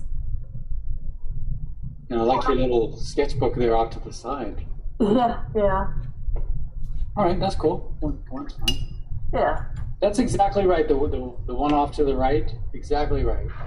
I mean, in other words, it's not about doing this perfect copy or anything. It's about catching on to his vibe.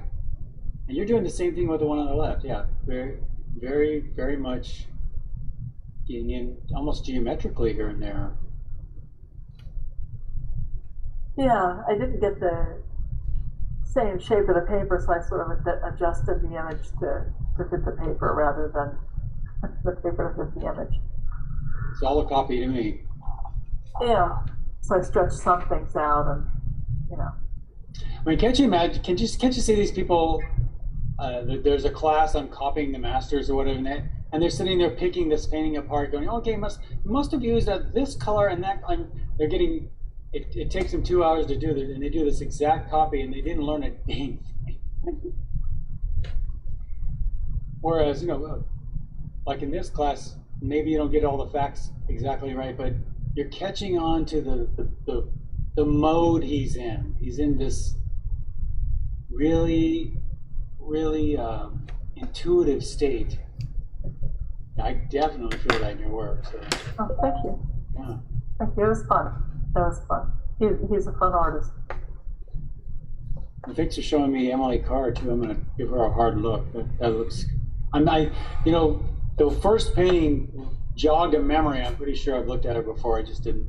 Yeah, no, just amazing. Yeah. It's very Fauves. You know, I know we've done Fauves artists before, but Yeah. yeah, I thought our work was amazing. You know, kind of a landscape. You know, a lot of landscape stuff. So I thought that, you know, because we tend to do landscapes even when we're doing masters, which I like. I actually like that. So anyway, thanks. Yeah. That was a good class. Good. Thank you. I'm glad. There it is, exactly what I would expect. Love all the chance taking, you know, I mean, I think that maybe Marin would, you know, you naturally do a lot of the things he was said to do anyway. All that experimentation, I mean, drawing with a syringe or drawing with your applicator, but more, I don't really, the technique is one thing, but I've heard you say, I try to collect all the information I can, and then I'll wait for a moment of inspiration toward the end, and then I just go for it. Is that what you did on this, or did you do this along the way? Are you muted? Okay. Yeah, I just went on Autopilot? I wanted to go in. I did with the charcoal, but the charcoal's still enough strong enough for me. Right. And then I just wanted to punch in those colors. I was after that blue. Yeah, you got it. You definitely got the colors. And then the marks of the tree, just making it look like, you know, halfway looking like a tree, like his tree. I was, it's more representational of his, of his perspective. Well, good. That's a good looking copy there. Good marks. Now let's make sure we're all muted, okay? Okay. Nice work, Hector. Thank you. Thank you. Appreciate that. Nice. Okay, and we're all muted, right, everybody? Just want to make sure. Okay. And okay. Ooh, you got into some of that. Now, how do you do your? That's actually mine. Excuse me, Rob. That's actually mine, Helen. I don't know how. Oh, is this Helen? Oh, I'm sorry. Yeah. No, it's okay. Did I skip her? Oh, how did I do that? Oh, I must have. I'm sorry. Here, I'll go back to here. Here, I'll go back to there. Just keep it in order here. There you go. Are you there, Gabe? Yes, I am. Yeah, there you go. Nice colors. Dead on. So that's a really good copy. I mean, you know, you got his technique, you got his mode, his sort of, yeah, I can feel everything's coming right out of you, right, totally automatic. Great colors.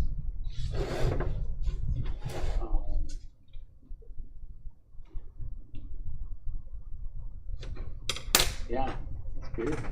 Great, your colors are dead on too. Did you, is this in North Carolina, by the way? I'm just joking. You know I said that, right? Yeah, I don't know. It's some North Carolina, right there. No. What were you saying? I'm sorry. it's an island. Probably. Probably the NC there. Yeah. Yeah. Probably up there in like what, Connecticut or Maine or something. I don't know. Anyway, that's gorgeous. Any questions or comments or tidbits? Well, yeah. I wanted the colors to jump a little bit more, but my gray purples have kind of faded. Yeah, you really have to put them down hard in watercolor, especially if you're using a lot of water. You know, the more water, the more it'll drink it up, you know. But I think these are good. I mean, compared to his, if you wanted them even more, I mean, your red looks good. Yellow looks good. You even got that little watermark.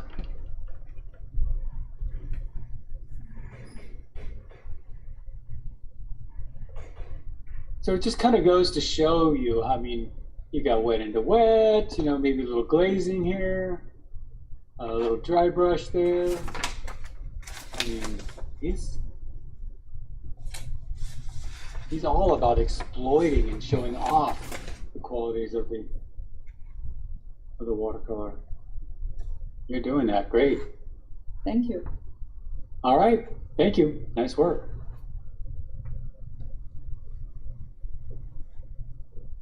All right, there you go, Helen. All right, now.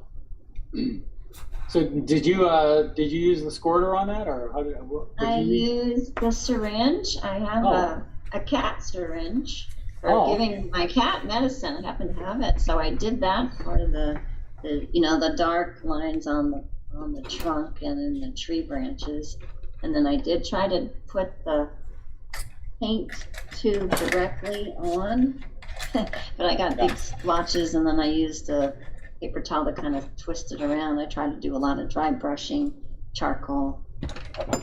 We just did dry brushing last night, huh? Yeah, we did. Practice. Yeah, it was good. I did better at it. Didn't use as much.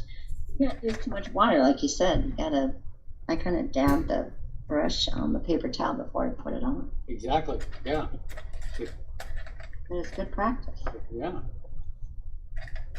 I'd say you got a winner there. I mean, I'm glad you experimented with the syringe a little bit. Mm-hmm. I'd like to do it more. Yeah. Yasumi ink. Definitely. Use Hector's work for inspiration. Yes. He been doing it a long time. Nice. Hector, did you use a syringe today? Are you there? Maybe you just use the little. Hi, Helen. Hi, Hector. I used my favorite Lifeless Fine Art watercolor, Dr. Martin's. They're in glass and they're like eyedroppers. Oh, okay. Oh, okay. They come in a circle. And these okay. tubes. And they're, eyedropper like cap. Mm-hmm. So you use the dropper cap to draw? Yeah. Oh, great. Thank you for letting me know. A little, just easy with pressing the rubber tip. Got that big rubber pad on the end. Yeah. It'll come out. It'll really shoot out. Yeah. Thanks, you did. But if you do it lightly, you can get those fine because I like those marks you did. It's beautiful. Yeah. You did a nice job, Helen.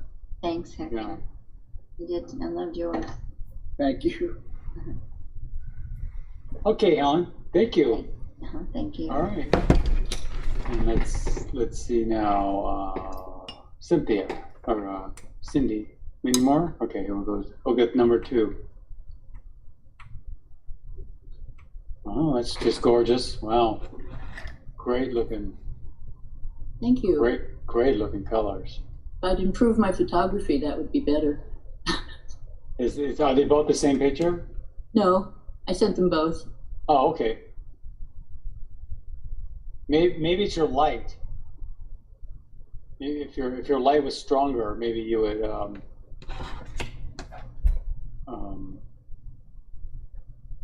I'll practice. It wouldn't be so blurry or something. Oh, that's gorgeous. Beautiful dry brush. You get his technique down cold. I mean, that's perfect. Wonderful. Let's see. Where's the other one? Oh, put it over here. Yeah, both technique. Wonderful. You completely have his ideas down. I mean, these aren't. I try not to obscure these kind of ideas anyway, so I think that they're not new to us, but it's nothing new to you, I think. But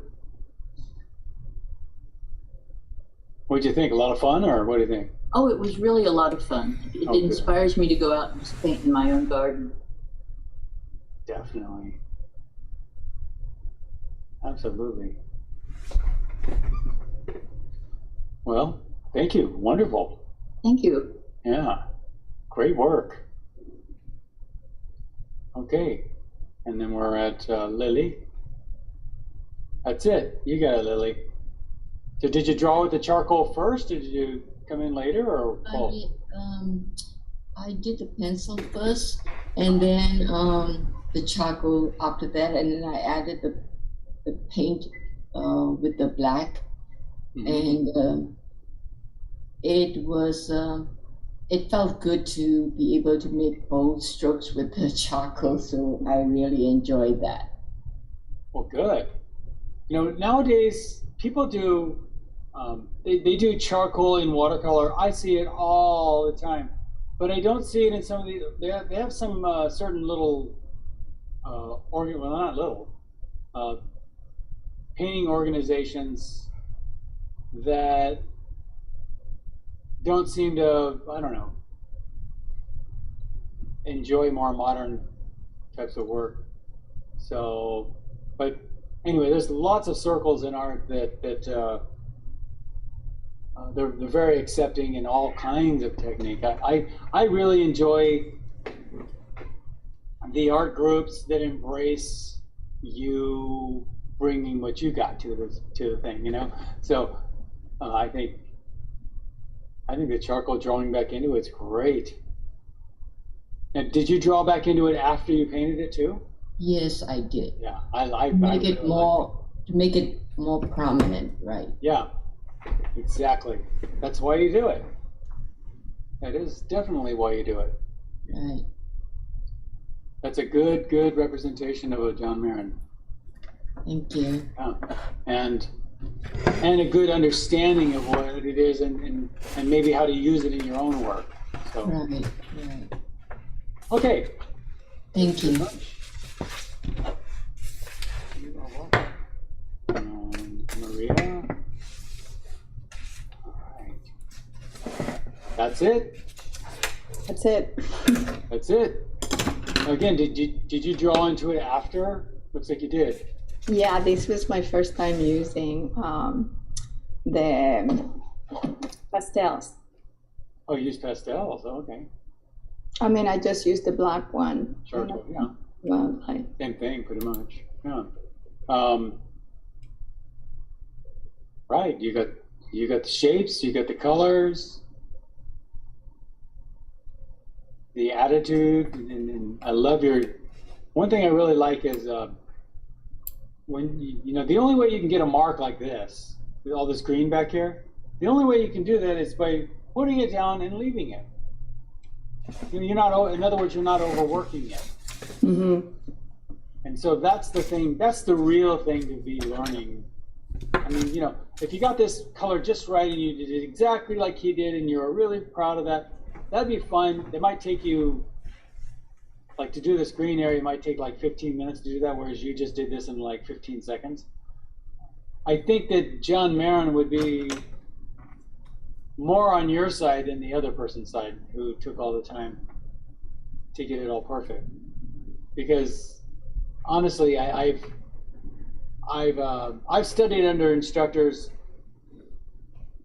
that honestly they'd look at me going, Rob, what are you doing? You know, you need to understand what the artist was trying to do and then do that. It doesn't matter if it doesn't look exactly like their work. What matters is that you understand how and why they did what they did. You got it. You got it totally. Well, thank you. That's the John Marin look right there. So, all right. Thank you, Maria. All right. Let's see now. Where are we? Suzanne, right here, I think. Yeah. What'd you think, Suzanne? Very fun. Yeah.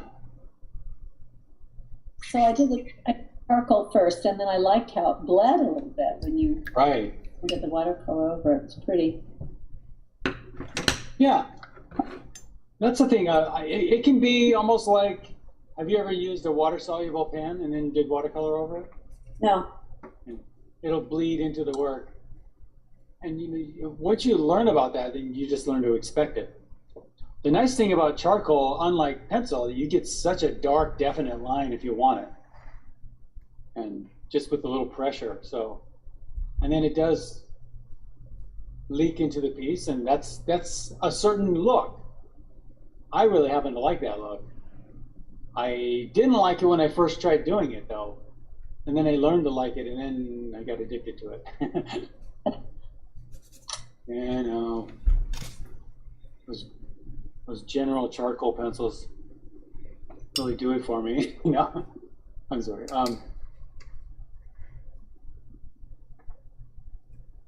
All right. Any questions or comments or any? No, it was very fun. Thank you. All right. Thank you. Yeah. Nice work. Very nice looking copy. Okay. And we're going on to Mitsuko. All right. You did both of them. Very nice. Like how you're drawing back into it, the top one. Yes, a lot. Yeah. I mean, I think this way of working and this sort of attitude about painting is something you naturally have anyway. I mean, I don't know if you learned it or if you just always did that, but your work, for you to copy a John Marin, I don't know, it's Yeah, it's much like your own work. I just love it. Yeah. And I have to stand up. Because to put the emotions in. I can't right? just, I have to stand up to do both. That's a good idea. Now, why do you stand? I don't know. I can't just sit and rest. I have to stand up and get more spontaneous. Right, because you can move your arm better when you're standing up. Right, and I don't become afraid. Yeah. Right. Yeah, it's. It gets your. I think a lot of times when we work sitting down, we tend to do this kind of thing, like with the pencil. Whereas when you're standing up, you'll consider more of the whole, making big decisions. I use a skimpy brush. It's like a flat brush, but it is skimpy. Right. And also use the bamboo bamboo pen. Or that would have been great. I have one too. So all the lines that I think I did was that. Yeah, Henry gave me a big bamboo pen once. I had it right over here. That would have been a great excuse to use it. All right. Well, beautiful work. Thank you. Good looking work. Thank you. Thank you. And that's Teresa. There's Teresa 1. And there's Teresa 2. These are good, Teresa. What do you think? I had so much fun doing these, just throwing the paint around. It was really free. So when you're doing your own work, or if we're doing like the landscape class or something, just think like this. We have a couple painters that paint like this already, so look how free it is. It's just free and loose and just It's really letting go. Just trying to get the colors right, and that was fun. But do you feel how because he's such a famous artist and he influenced all these other famous artists, it almost gives you permission in a way. Do you feel like that? Yeah. I mean, do you feel the sense of, well, why not? I mean, they did it. What am I worried about? Exactly. I know it's not much of an abstract painting. Just really and this isn't really what I would consider abstraction. It has abstract qualities, but you can ride the line between both. Sure. Yeah. And I've been this is one of the first times I've used coarse watercolor paper because it seemed to me that his paintings demanded it. Yeah. I used to do hot cups. Yeah, probably not hot. Yeah. This right here looks like when he was using a rougher paper, maybe. Yeah, there you go. You got it. You got drawing back into it. So we did a lot today. A lot of washes and a lot of, you know, experimenting with different drawing mediums. It's almost a mixed media class in a way. Well, this really was mixed media for me. I used to do quantitative class. Yeah. I was particularly intrigued about how to do the little sprigs that he was able to. The little dainty how to do what? Do the little dainty sprigs that he had over to the left-hand side on the tree. He had all Yeah. these little Yeah. Little hatch marks. All these big braid strokes and then little guys in there. Great. They had some. They kind of slow you down. Okay, thank you, Teresa. Nice work. Okay. You really got into it. Good. That's what matters. That's when the learning happens. Hey. Now this is, we're at Gail, right? Is this Gail? Yeah. Sorry. Great looking. Look at this. You really got the colors on that one. Wow. You really got the colors on that one. And you got the technique. And that's sort of just whimsical. Yeah. Love this artist. This artist is fabulous. Well, I mean, if you never really considered him before, then there you go. Well, you really got that broken dry brush technique down here. Wow. You would have loved what we did last night in my figure class. We did all dry brushing there. But yeah, this is, and you're doing the same thing with the charcoal as well, which makes them just really go together. The watercolor and the charcoal are both sort of skimming the top of the paper, giving you that lost and found dry brush look. Yeah, I love the frame within the frame. Exactly. Yeah, there you go. Frame within a frame. Yeah. Oh, fantastic. I've never heard of this artist. Yeah, he's pretty darn influential. Turn of the century artist, but American. So the Americans really aren't as big as, like, you know, some of these later artists. Some of the European artists, should I say. But this is about the time they started looking at American artists and saying, hey, what's going on over there? Okay, thank you. Nice work. I like it. Thank you, Rob. And yeah, you're welcome. I mean, that's, couldn't ask for more than that. There's Hector. We already did Hector. And then there's Susan. What do you think, Susan? That's a beauty. I love doing it. Yeah.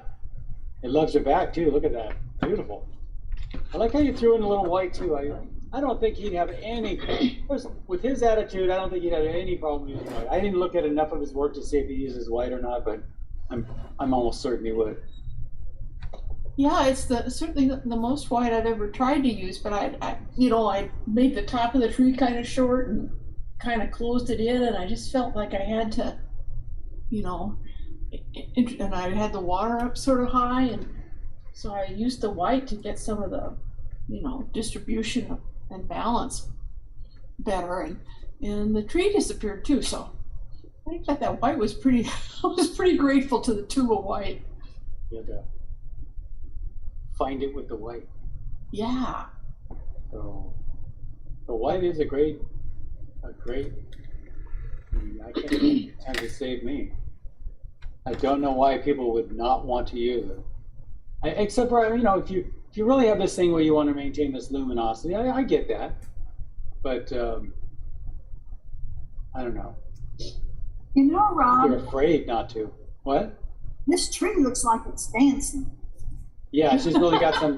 It really got some rock and roll on that tree. I don't know. It's just so much movement. Anyway, I'd butt out. Yeah. Thank you. I like that feeling. I like what some other people said about standing, and you know what that enables you to do.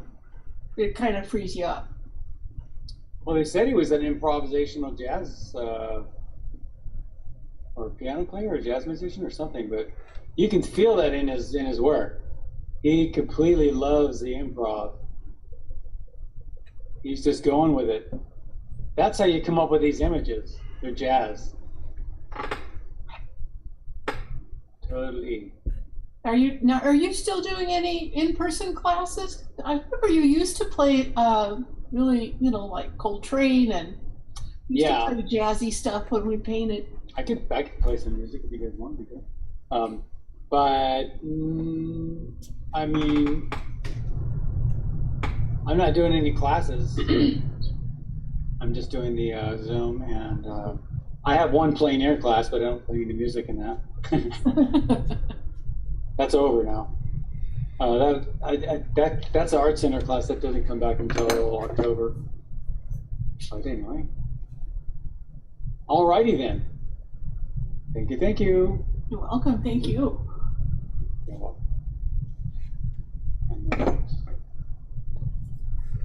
Oh, you gave a little bit of a bit more background there. That's a beauty. Wow. I tried to show you the tool I use. That's why I included the chunky charcoal. Right there off to the right, huh? Big stick of charcoal. Yeah, it's almost like thumb size. The name is on the corner.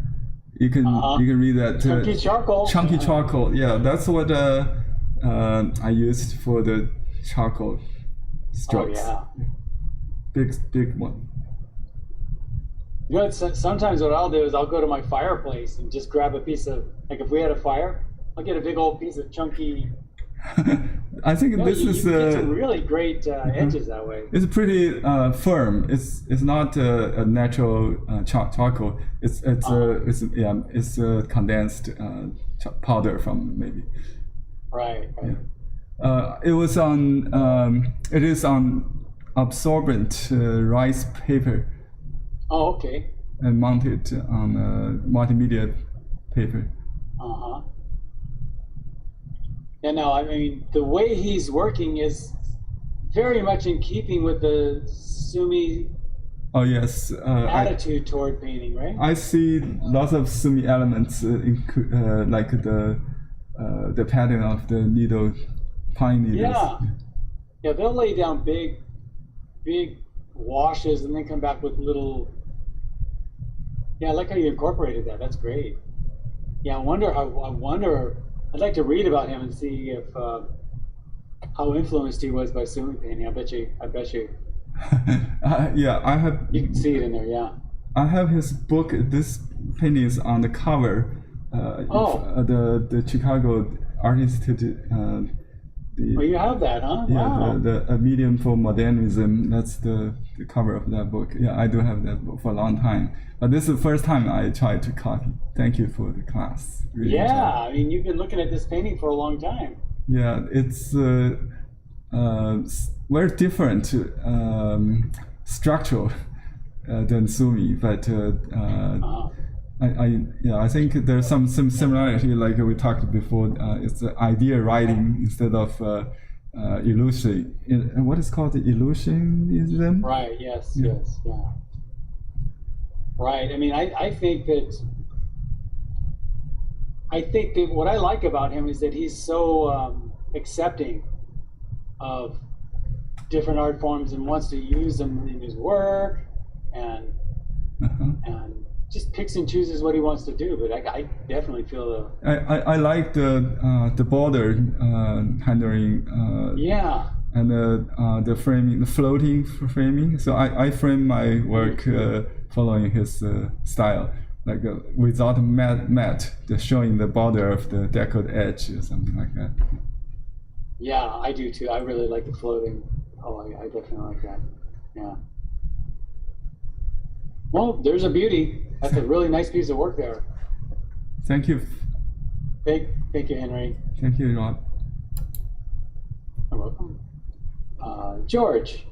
Hey. Hi there. Wow. Hi there. You got it. Oh, thanks. It really reminded me of a shore pine tree. The clumps of needles, and the color, and even the edge, the frame around it is influenced by the shape of the pine tree. Definitely. Hey, do they have pines that grow? They're pretty sort of exclusive to the shoreline on the East Coast? Well, it reminded me of a Jersey Shore pine. Okay, they have them. Okay, I was curious. Yeah. But yeah. Because I know they tend to look different. Yeah. I used a 6B charcoal pencil, and then the black pen for some of the pine needles. Right. I'll use the pen. Okay. Yeah. To get the fine lines. I guess he maybe used charcoal, or I don't know. They're so fine if you really study the photograph. I don't know. He might have used a charcoal pencil. He might have just used a really fine tip brush. Yeah, or to me it almost looks like a pen. Yeah. But maybe not. Yeah, but it was great. Yeah, I don't think that he'd be adverse to using a pen or anything that worked. Right. As long as it works. Yeah. And you were talking about Mitsuko. I mean, Mitsuko is an extension of John Marin. I know. I mean, yeah. I could see that. Thank you. But George, I love yours. This one.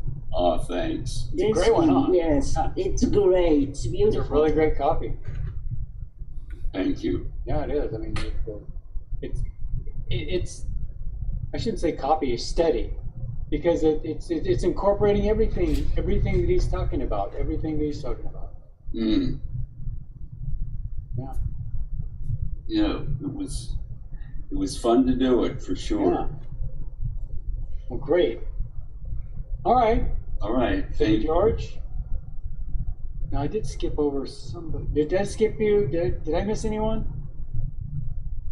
I think that was, that was Helen and Gabe. Yeah, I wasn't here at the beginning, and then you caught me. Okay. All right then. And Rob, I still haven't received that email you sent of the picture. So that's strange. I know. I wonder if everyone else did. Your name is on there. Yeah. I got it about an hour late, so maybe it's an Arcadia thing, George. Oh, okay. I got it within seconds, and I'm in Pasadena. Yeah. Yeah, it just depends on the service. Yeah, it's probably Spectrum, Suzanne. Because it says that it's Yes. George. Yeah.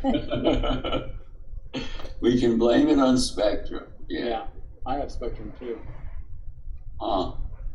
All right. Let's see. So I don't know who I'm going to choose for next week, but I have a whole list of painters I'm looking at. I'm always open to suggestions too. So, but I'll try and we'll get on another one for next week. Sounds great. Yeah, this is a great choice this week. Yeah. Yeah, I really like this really intuitive thing.